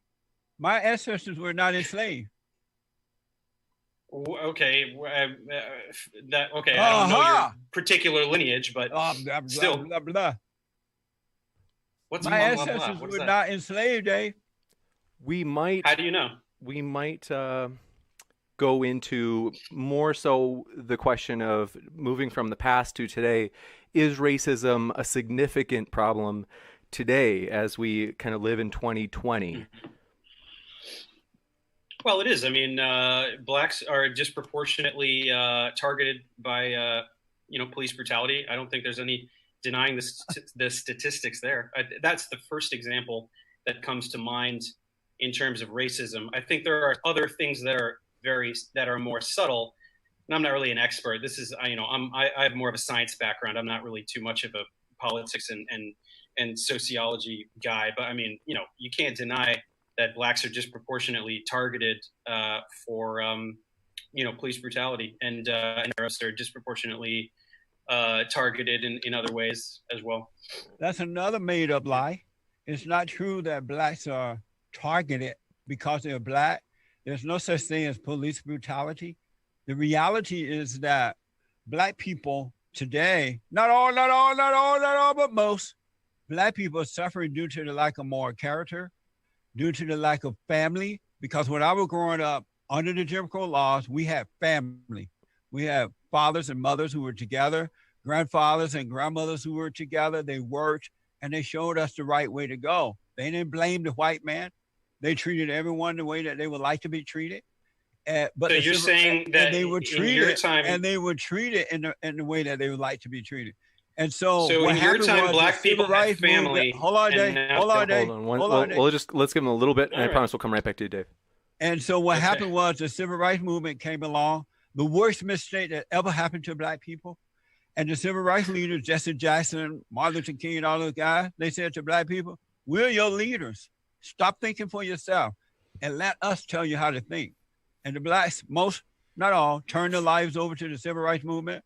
And then along came the Democratic Party, Lyndon B. Johnson, and the black civil rights leaders and Lyndon B. Johnson. The Democratic Party made an agreement. Hey, let us have the blacks on the Democratic plantation. We'll keep them there for 200 years, and we'll provide for them. We'll give them welfare.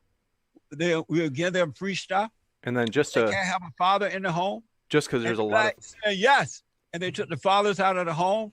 The so-called black corrupt race hustler became the head of the people, and the Democratic Party began to use them, and they have not recovered. Let's switch, wrap it up. Just because there's a lot of points, we'll kick it back over to Dave. Okay, so you're the entire basis for this fantasy narrative that you're spinning is that when you were young. One sec. Hey, let me get a few words out here, buddy. Your whole thing is that when you were young, there was family in the black community, and now there's not. Yes. Is that kind of the gist of it? So what are you basing that on? Do you have some kind of census statistics? Where are the black people that were without family? Give me some numbers 70% or more black babies born out of wedlock today. Everybody. Where are you getting that from? Everybody. Give me a citation. In jail. Give me a citation. Everybody. Give me a citation. Dave, you don't have a citation? Everybody and their daddy in jail. Black people hate white folks. They're relying on the government. Jesse, you're just making things up. I mean, you're literally making things up. Hold on, Dave. When they're stopped by the cops, they give the cops attitude. They call them racist. They attack the cops. What do you expect the cops to do? Because the blacks have been brainwashed. What I don't expect the cop to do is to shoot an unarmed man. I do not expect the cop to shoot an unarmed man. They have That's been what I told don't that the expect cops them to do. Them, and that the cops are racist. They are told that Jesse, the cops are this is a really cool story. I mean, it sounds like a really racist. fun story and a real fun thing to talk about, but you're basing it on nothing. You just said 70% of black babies are born out of wedlock, and I asked you for a citation. You talked over me because you knew that you don't have one and you don't want to provide one because you're making that up out of thin air. You have nothing to back that up at all. That's your narrative that you're spinning. Since you're an intellectual, and I understand that intellectual people have no logic, and I believe intellectual people have no logic. Right. Yeah. Okay. Have you noticed that? No, I haven't. I think actually intellectual people have logic. No. That's kind of what makes them intellectuals. No, that's why the world is going crazy, because the intellectuals have no logic. Right. And the people are following people are following them. But according to the census, 70 to 70% of black babies are born out of wedlock. Are you saying which census? Where are you getting that data? Are you saying that you're not? I said the word census. You're just repeating the word census that I used. Dave, are you aware? Are you saying that you're not aware of that information? I'm saying that is a lie that you made up, and you have nothing to back that up. Okay, so you're saying give me a link. Give me a citation. Tell me something where you find that. You're saying that you're not aware that between 70 and 77% of black babies born out of wedlock.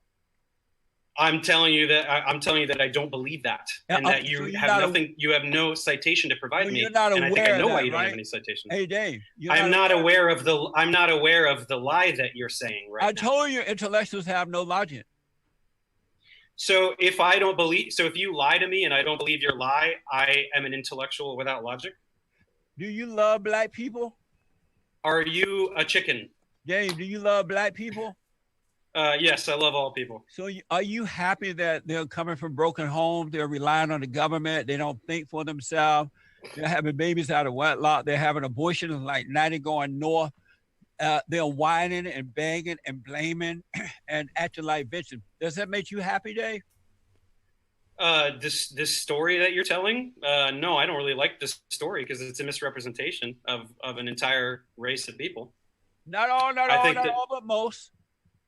I think that black people are disproportionately under the poverty line, but all of these things that you're saying, why is that? Black people are whining.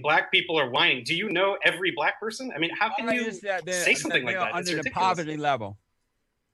Well, I think that's because of racism. You know what I mean? I think that just because blacks were given the right to vote by Democrats, by the way, by civil rights. I'm not a Democrat, by the way. I mean, I don't identify as a Democrat. I certainly don't identify as a Republican. But obviously, Democrats have been the ones to enfranchise black people with the vote. And by the way, we should talk about other races too, Arabs and Asians. Well, the Democrats fought against the blacks voting. It was a Republican who pushed for the blacks to vote, and the Democrats that's objectively false. The Democrats fought against it. But I do want to tell you. You just talked about Lyndon Johnson. I mean, you said that the blacks are under poverty. They are in poverty or something like that. Poverty level or something, right? I think so. I mean, I'm not prepared with statistics either because this is not really my field, and I don't really prepare for this at all. But I think Dave, that's true. If you want, we could Google it. And we could also Google your claim about the 70%. We could see if that's true or not. Do you want to turn this over to a Google party and check your statistics? Let me ask you this. You want to let your friend over there Google it? Let me ask you this. if the blacks were to get married and they had father and mother in the homes, the father and mother worked to provide it, did it the right way, were good examples for their children, would they be under poverty level, or whatever you said? There are plenty of that's not what I'm familial asking. units. I asked, would the blacks be under poverty level if they have fathers and mothers in their homes? Yeah, and I'm answering your question, so maybe don't cut me off and actually listen to the words I'm saying. I'm saying that there are plenty of familial units, married people with children that are currently under the poverty line. So I don't know what you're talking about. Are you able to, will you answer my question now? I just did. So no, I didn't maybe ask you you didn't about understand other it. people, Dave. I asked about the blacks. You said, would black people be above the poverty line if they got married and did it the right way? And my response to you is that they do it the right way and are still under the poverty line. So it's a dumb question. That's You're my not answer. an honest man, Dave. This is difficult debate. So when I demonstrate that you lie, I'm not. When I demonstrate that you lie, I'm not an honest man. Is that what's going on here? Do you enjoy seeing blacks play victim? What do you mean play victim? Give me an example of playing victim. What does that mean? Pretending that they're in poverty, pretending that the white man is holding them back. Well, the poverty line is objective. People that are under the poverty line aren't pretending. They are under the poverty line. Who's pretending that they're under the poverty line or not? Are you happy? Yeah, anybody. Are you happy to see the blacks as victims? No, I don't want to see anybody as a victim. And what is the solution? Well, that's a very good question. I mean, I would say I'm not an expert, but I think we need a massive redistribution of wealth. I think we need to redistribute some of the wealth at the very top of the 10th of 1%. We need to get companies like Amazon to actually pay taxes. We need to redistribute that amongst the community. We need to put money back into education, social services. So you're saying that you're saying we need to take Oprah, Bill Cosby, Barack Obama, and all those guys, we need to take some of their money and give it to the blacks? I'm talking about people much richer than that. All right. We've got a few things to talk about. Y'all have been great. Thanks for rocking with me. Let's talk about a couple of things. I got something I wanted to talk about with y'all. And then a little bonus for y'all. Y'all have been kind of rocking with me, kind of being, patient throughout a lot of errands and behind the scenes, studio stuff that you got to do. So I want to treat y'all to something a little special this evening, you might say. A little special. But first, let me go ahead and get us set up here. Turn that off. Wait, yeah, turn that off. That's fine. Maybe leave that on. Turn that off. Give that a second. All right, y'all. So, boom. That's ready. Now. All right, cool. Here we go, y'all. Let's first talk about, like I said, motherfucking problems in the goddamn motherfucking Republican Party. Man.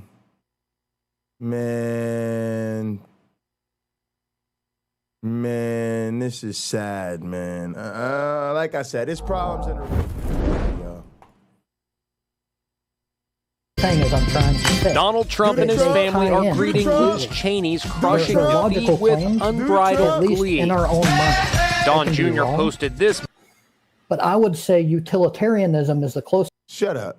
Mocking video montage to the song Kiss Him Goodbye.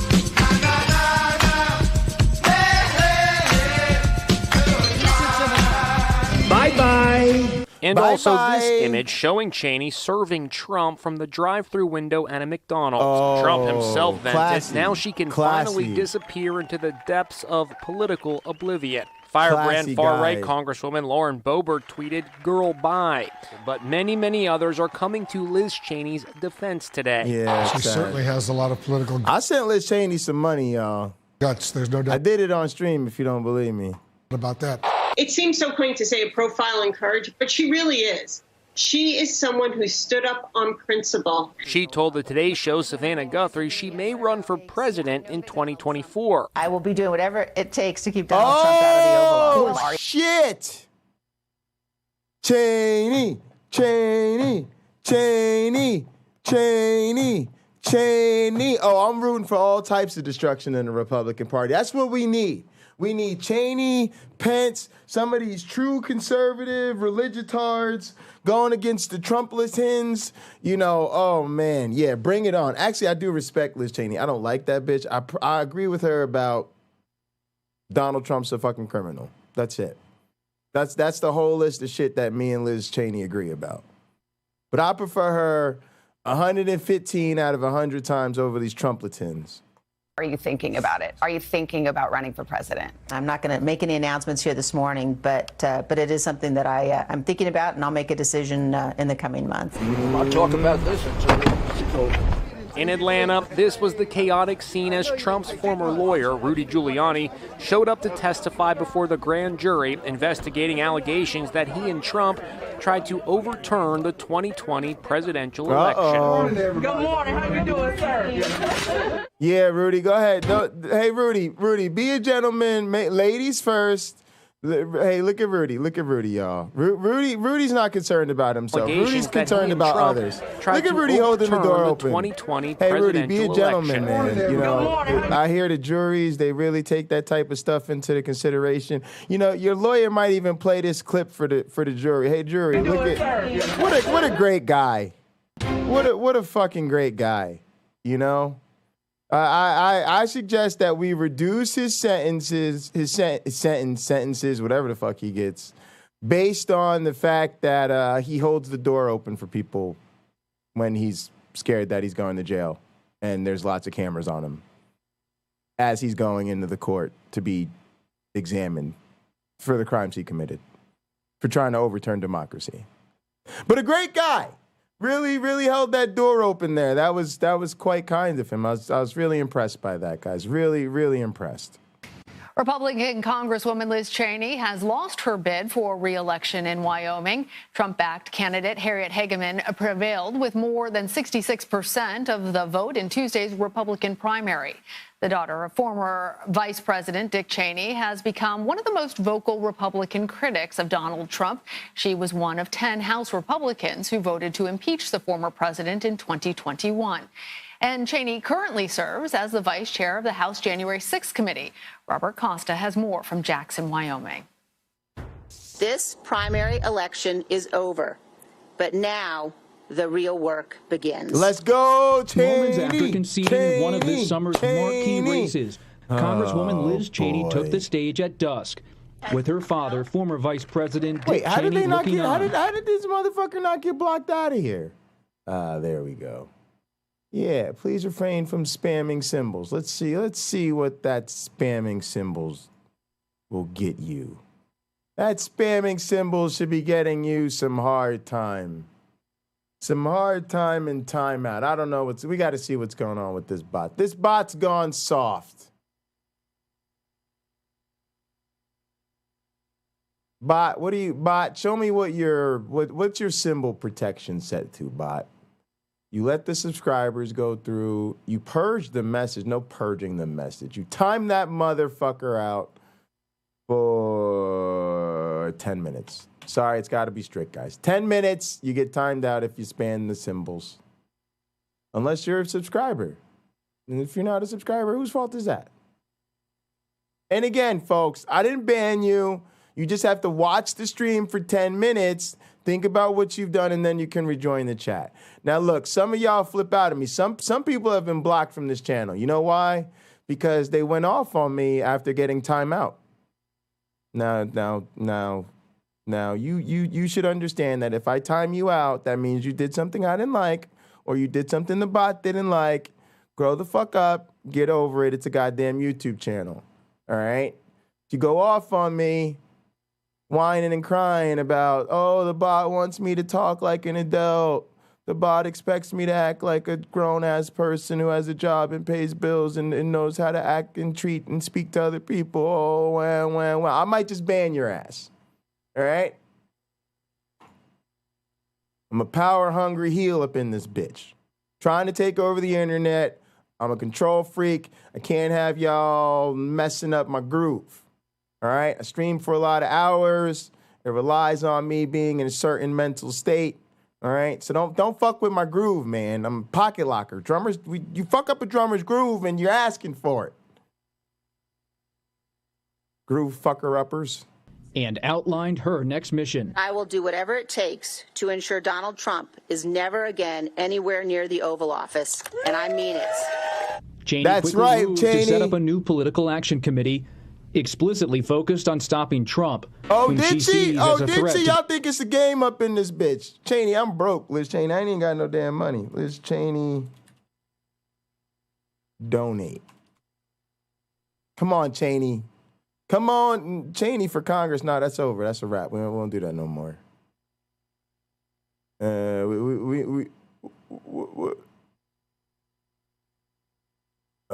Yep, she draws them Democratic donors in. Yeah, Cheney, I don't see the new PAC. Where's the new PAC? Nah, not doing Cheney for Congress. I already donated to Cheney for Congress. We want the new shit, Liz Cheney. We want the new shit. Democracy, due to the way he has convinced some Republicans to echo his baseless claim that the 2020 election was stolen. She also did not rule out a possible run for president in 2024. Abraham Lincoln was defeated in elections for the Senate and the House before he won the most important election of all. While Cheney has a national profile and fundraising base, her ambitions for a revival of traditional Republican politics face a stark political reality. Yeah, it does. The GOP here in Wyoming and in most red states remains the party of Trump. Cheney's Trump-backed challenger, Harriet Hageman, beat Cheney in a rout. Who, I'm sorry, just come on.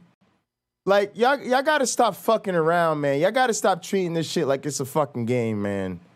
Yo, this politics shit ain't a fucking game, man. You know, it's cool to vote for people you like and you think have cool ideas, they're going to shake up the system and shit, but y'all got to stop fucking playing around, man. Y'all may not like Liz Cheney, right? But she comes from a serious family, man. People that's fucking serious, man. And she worked her way up through the fucking system and shit, and she's legit. Like, I don't agree with the bitch on the policies and shit, but the bitch knows how to fucking, you know, do policy, right? This person next to her is like a nut job. Like a nut job. Literally looks like a fucking leftist, fucking queer art teacher who somehow ended up in the goddamn Retrumpletons. The bitch has never held office a day in her life. The bitch will not be able to find her way around the motherfucking Capitol. Right? The bitch will be calling Liz Cheney's office. Yeah, can you tell me how to get around this bitch? I mean, you know, she'll be hiring staffers and shit. Yeah. Could you walk me to the cafeteria up in this hole? Come on, y'all. Y'all got to stop playing around and voting for these clowns, man. This shit ain't cute, man. You might not like the Cheneys of the world, but come on, man. Y'all got to stop playing. We are no longer going to tolerate representatives. Come on, look at this, huh? Look at this. Like, get the fuck out of here. Who don't represent us. In a statement, Trump crowed about her defeat, saying Cheney can now finally disappear into the depths of political oblivion. She is now the 8th House Republican who supported Trump's impeachment following the Capitol attack. And look, fuckfaces, this is all the goddamn reasonable Republicans we get. Come on, we don't like Adam Kinzinger, but look, they did their thing on that January 6th, man. They did their thing on that January 6th. She was excellent. Kinzinger was fucking mwah, mwah. Adam Kinzinger was so on point about the January 6th shit. I almost fucked around and voted. I forgot which party he was on for a second. The nigga, mwah, beautiful job. You know, look, nigga, I live in Michigan. Like, we just got our groceries from the Meijer store. We literally just got groceries from Meijer because the shit is more affordable and a much nicer grocery store than Kroger. You know, the Meijer name in the state of Michigan is huge, nigga. Everybody buys their groceries at fucking Meijer. The fucking race car, they be sponsoring race cars and shit.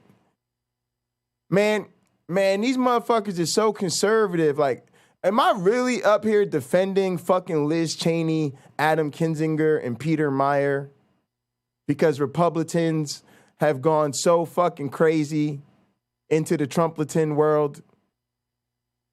Listen, Republicards, y'all gotta stop this shit. This fucking cosplay government shit, that's not how this go. Government is not a fucking LARP. The only reason these motherfuckers don't know shit about the political background and the political record of these Trumpletons is because they have none. The only reason you know what you disagree with Liz Cheney and Adam Kinzinger about is because they motherfucking asses have been really serving in the motherfucking government, so there's a record of their fucking service. Now, you may not agree with what the fuck is on that record, but at least there's a legitimate goddamn record of fucking service up in this bitch. I am a goddamn leftist, atheist, and I can't stand the Republican Party. And I have to defend these motherfuckers just so we have some more reasonable opponents to whoop ass up in this bitch.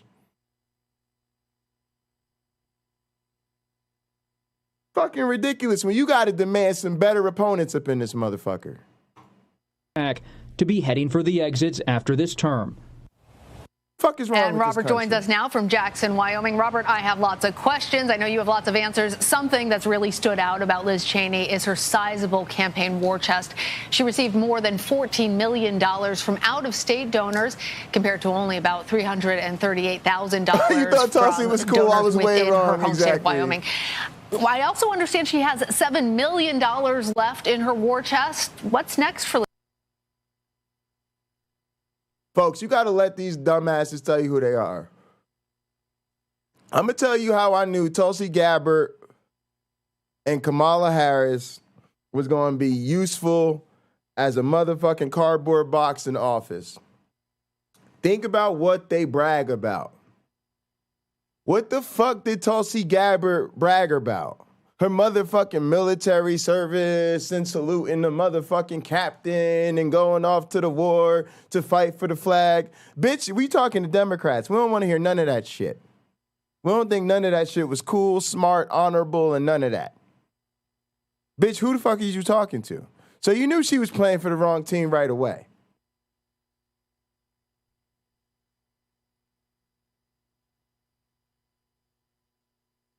Now, let's talk about this stupid cunt Kamala Harris. Hang on, let me drink some water. See this water I'm drinking here that keeps me alive? Way more fucking useful than this useless ass vice president. Now, how did I know that hoe was fucking worth dog shit? What the fuck was she bragging to y'all about? Her motherfucking career prosecutor record. Bitch, you was like the governor and all of this other shit. You had all this fucking shit to talk about. Bitch kept talking about how much she was a law and order prosecutor and her man years and all of this shit. Oh, then when her ass got booted off the ticket, booted off the motherfucking stage of Democratic hopefuls, all of a sudden when that bitch wanted to submit her fucking candidacy to the vice presidency, all of a sudden she was changing her tune, and we ain't hear as much about that. Now, y'all can let these stupid motherfuckers play y'all if you want to, but when I hear them talk and I know who the fuck they are, I know who the fuck they are. I know exactly who the fuck they are. I know exactly what the fuck to expect from them. Now, y'all need to stop playing around up in this bitch. Liz Cheney, is she going to be parlaying this, do you think, to a national election race? Let's go, Cheney. It's certainly possible. When I spoke, I don't want the bitch to win. I just want the Republicans to be fighting each other and hitting each other and laying the smack down on each other and destroying each other's reputation and fundraising against each other and destroying each other on Truth Social. Come on, y'all. We need some coverage. What's QAnon doing? Where's QAnon? Who's the QAnon candidate? We need a QAnon candidate up in this hole. to Congresswoman Cheney yesterday. She said that this election, Cheney win or lose, would Trump be the beginning versus QAnon. of her next step in American politics, taking on former President Donald Trump. And should she decide to run for president in 2024, Kamala, exactly. she would enter that race with many challenges due to the direction the GOP has taken, in the sense that it still embraces Trump and his ethos in many quarters. But she would enter that race with a national fundraising base. I've seen it up close as a reporter. It was just a few months ago, not here in Wyoming, but in McLean, Virginia, that I was staking out a fundraising event she had there. Senator Mitt Romney of Utah, and establishment Republican donors, longtime friends of the Cheney and Bush families, all attended this McLean fundraiser and helped to raise some of that 13-plus. All right, y'all get the fucking story. Shit sucks. The Republicans are taking over. Liz Cheney was at least reasonable, and they ousted that bitch. Hopefully she comes back and is the reason Trump doesn't become president, but that's just looking unlikely as fuck. But maybe we could wipe Trump's ass off the ballot, and then we'll see from there. Then things could get interesting.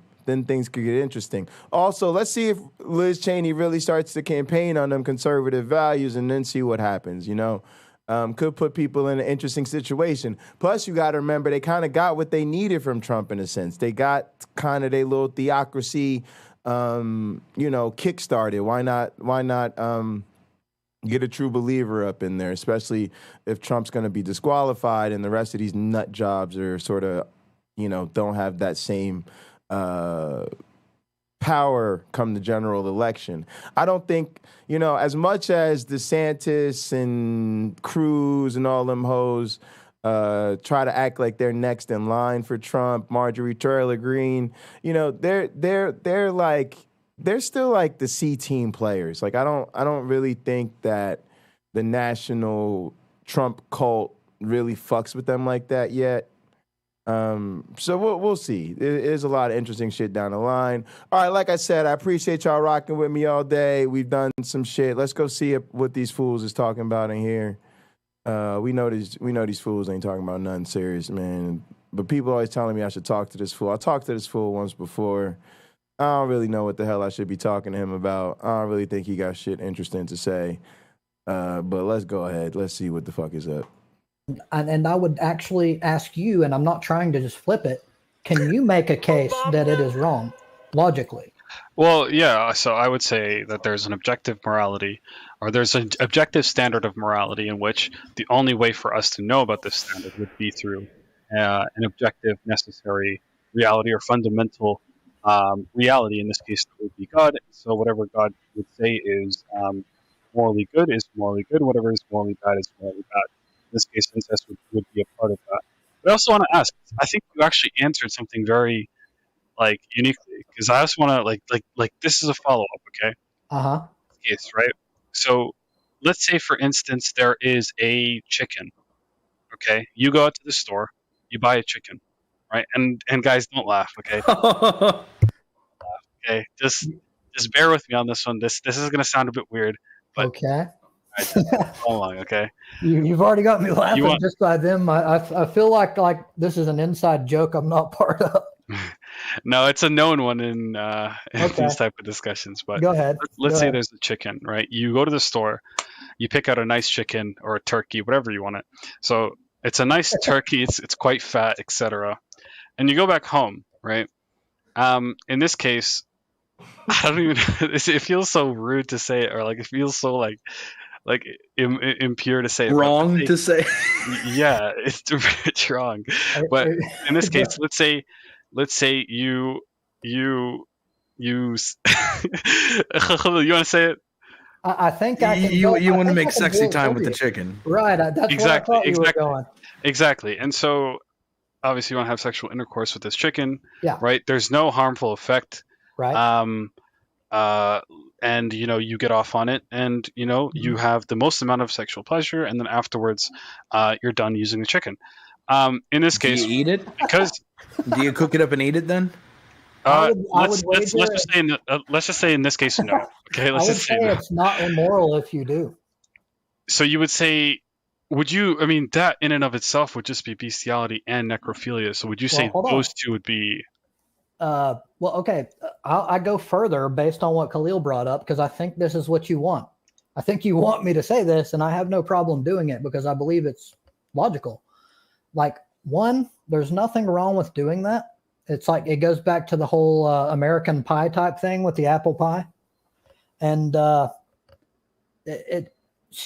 people have this thing, in my opinion, where they define morality based on norm. And this is what I go back to collectivist thinking. That is not logic. That is appealing to the majority. And that's what's going on here, in my opinion, because now I'll take it back if you can make a logical claim of why it's wrong or immoral. And I think it's wrong because the chicken can't consent to the sex. You can't reproduce from it. No, the seriously. chicken is dead. No, seriously, it's a ridiculous example. And more importantly, I think if you're up at 1 o'clock in the morning on the internet and you have an argument that starts with, so you have sex with the chicken, you have a really bad argument. Just a really bad argument. No, I'm glad you said that because you're proving my point. I'm with you. You're appealing to emotion. Darwin. That's what you're doing right now. Wait. So Darwin, I just want to. What's wrong with emotions? Why are you crapping on emotions? I'm not saying. 1 second. Okay, I'm letting Kino talk. Go ahead. Okay, real quick. I mean, I just want to say because he brought up consent, and I don't think consent is necessary within like the entire like animal kingdom because I mean every day, for instance, like it's required for you, a human being, to have sexual intercourse with. No, I'm not gonna let you say some dumb shit about how chickens don't have. Yo, chill out, bro. Listen, what's the matter with you? Take it easy. You guys wasting people's brain cells online is what's wrong with me. Come on, brother. Dude, I can't help it. Dude, either be respectful or just leave. Like, what are you here for? You can kick me out, but you're talking about people having sex with chickens as if that's some sort of really serious philosophical example that we should ponder. It's used. It is. It's not. Hold on. Don't kick him, please. I'm not offended. It takes a lot to offend me. I like him, yeah. I legitimately think, and I wanted that to happen because I think it's important for my argument. I do not believe someone can make a logical claim that it's immoral. It's always an appeal to emotion or an appeal to the majority or a societal endemic thing. But it's not like it's a feeling. And by the way, I tend to differentiate people in this regard psychologically. There are people that tend to be more analytical, and there are people that I call quote unquote feelers. Feelers tend to think with their feelings more. And I'm not attacking them, by the way. I'm not insulting them. I'm just distinguishing that some people are a little higher in that regard. I think we can all agree on that. So I do not think that it's a logical argument at all. And when people just go, it proves my point when someone just loses it and they're like, that's wrong. That's like, it's my whole point. So I'm glad that happened. Exactly. And I think that's actually a brilliant point. But this is what you guys get at, though. You guys go, oh, look, there's no God who skywrote a rule that says you can't do this. So, hey, look, I'm on one side where unless God skywrote it and says you can't do it, then it's perfectly okay. Well, I'm on the other side where since God didn't skywrite it, it's all good with me, and it's just people's preferences. And I don't know why people... No. It's not preferences. It's called we know... that it's really ridiculous, one, to screw dead things. It's all types of problems with it, right? And then there's all types of problem with screwing chickens, right? Like anybody who takes... Dude, this argument isn't for you. You clearly have some like problem against it. I mean, this is just hypotheticals and moral philosophy. Like if you don't want to engage with it, this wasn't even presented. That's what I'm saying. I don't care what you think. I think you're making a less than moral argument by constructing your philosophy. If your moral philosophy requires this type of argument, this is what I'm saying. You have such a screwed up view of morality that you're disqualifying. Hold on. Real quick, guys. Hold on. What he's doing, you may have came into the conversation late. We're trying to gauge where Random Atheist, where his fundamental basis for morality is. We're trying to see if it's moral in the least imposition of will, consent, well-being, appeal to the popularity. So he's bringing up these crazy examples to try and see where he is gauged within his moral compass. That's all that he's trying to do. And it's important to note. Thanks for providing that clarity. I've never seen apologists bring up ridiculous examples to make philosophical points before. Thanks for clarifying. Well, it's so that people. Well, can I mean, we went to understand. this topic because we've had multiple atheists in here that have I not don't been think able we to. need to do that. We've had multiple atheists in here talking about like the existence me I gotta of God. come to this channel and talk to you guys. I think you guys are like, We've already talked. We ran into some super smart Muslims this one time, and they were super convinced. So I come here to please the people who want to see me roll around in the pen a little bit and get a little mud on the robe. You know how it goes. Sure, yeah. And I think we spoke one time before, and like I bring up the arguments to an atheist, and this is no disrespect to any atheist, because Random Atheist, he's been engaging with me in these discussions about God's existence, and I'm bringing up arguments to where, and this, like I said, no disrespect to anybody, but they're at a point to where like, oh crap, I got to go study something. I'll come back to you, rather than just being like your typical, Christian that you go to and they say, hey, here's the Holy Bible. Jesus died for your sins. Believe in this. That's why I think people are sending you over here, because we have a different outlook on how we speak with non-believers. We don't just bring these emotional, arguments for, we're not trying to convince him of theism right now. We're just trying to gauge where he is moral. I think they're honestly trolling both of us, because I think the idea that in 2022, you're going to inspire a scientist to look into your faith based on arguments rather than empirical evidence is quite frankly. Yeah, I agree. Einstein said that. Not being realistic about the world we live in. The arguments that I provide are philosophical arguments, and Einstein even said that scientists are the worst philosophers. No, I don't really think that's true. And that's a quote, but I'm just saying that's a quote by Albert Einstein. Yeah, but here's the thing. When I wake up in the morning and I decide what I think about the world, Albert Einstein's opinion means nothing to me. Well, that's fine. But did you say you could have said Michael Jackson said this philosophical quote, and I'd have been like, sure. We are the world. We are the children. So you decided to do something? I'm just saying, like, I don't know what quoting Albert Einstein is supposed to get you, other than a cheeky quote that he. Well, I mean, I figured that you respect scientists being a scientist yourself. I don't even. What is that quote has nothing to do with, that's not, his quote is not science. Albert Einstein making a joke is in fact not science. Well, no I think part that's of your science opinion that he's making a joke. Even if he was swearing on something and saying this is the most serious thing I ever said, that doesn't matter. Like, science is like peer-reviewed research, right? Correct, exactly, which is based on philosophy. So me talking to you right now has nothing to do with science. Just like so if I say to you right now, I think purple elephants are sweet. Like, you can't go and be like, oh well, you scientists should respect this because Jay Bundy said purple elephants are sweet. They're going to be like, what does a Jay Bundy quote mean scientifically? The answer, nothing. Now, I know people think Albert Einstein's a super smart guy, but to an actual scientist, his quotes mean nothing other than people. Was he not a scientist? I don't even. But he's saying he's saying that the claim that he's making is not scientific. So I mean, honestly, according to the standards of his time, relax. Take it easy, bro. Take it easy. You gotta turn your mic up. So, the point is like whenever I'm talking to someone, or excuse me, another brother, let's say from Africa, is talking to a brother from the United States about Islam, right? I tell them to bring me up. Let me go ahead and speak with this person. Why? Because I speak his language. Right? Do you get what I'm trying to do here? Are you understanding or no? I'm muted. You can unmute yourself if you like. What I'm saying to you is that... Do you understand? No. I'm asking you, do you understand? No, not really. No, you don't understand. So you're a science dude, right? Sure. Right. So is Albert Einstein, right? Yeah. Thank you. So if anything, you should find common ground with science or Albert Einstein. Right. Is what I'm trying to say. So here's what I'm saying. No one's saying that you have to agree with absolutely everything he's saying. Right. So what I'm saying is the reason we respect Albert Einstein's scientific contributions is because we respect his scientific contributions. So if you brought, hang on a second. Quotes too. No, I don't respect his quotes. That's what I'm trying to tell you. This is okay.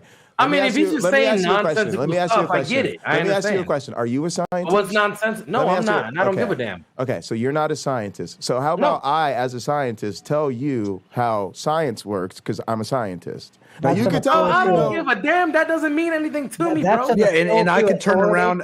I can turn around as a philosopher and tell you how philosophy works, which your science is based on. And what's going to happen is people are going to be able to check what we say and see who's right and who's wrong. All I'm saying to you is, if you want me to respect something Albert Einstein contributed to science, you should show me something he contributed to science. In other words, a formula, a theory, a hypothesis. And then hang on, I'm not done yet. I'm not done. It's not fluff and BS. It's the difference between saying, if you want me to respect. We're fighting about like this dumbass shit, bro. Well, you're bringing up Albert Einstein quotes, and I'm telling you his quotes are not in science. Albert Einstein or no Just damn like, is Michael Jordan, whatever his name is. Bro, I don't care about. So he doesn't care. So why would I talk to him? I don't care. He doesn't care about the difference between somebody's quotes and their science. You know, guns a-blazing, interrupting everybody. This ain't your live stream, yo. You're at our house. I don't care. Right? You guys are spewing nonsense. I'm just trying to add clarity to you. No. Okay, so you actually invited this. Hang on. You said you're an atheist. I bring you trouble, and all of a sudden you want to beat people. Hang on, bro. Relax, I don't want trouble.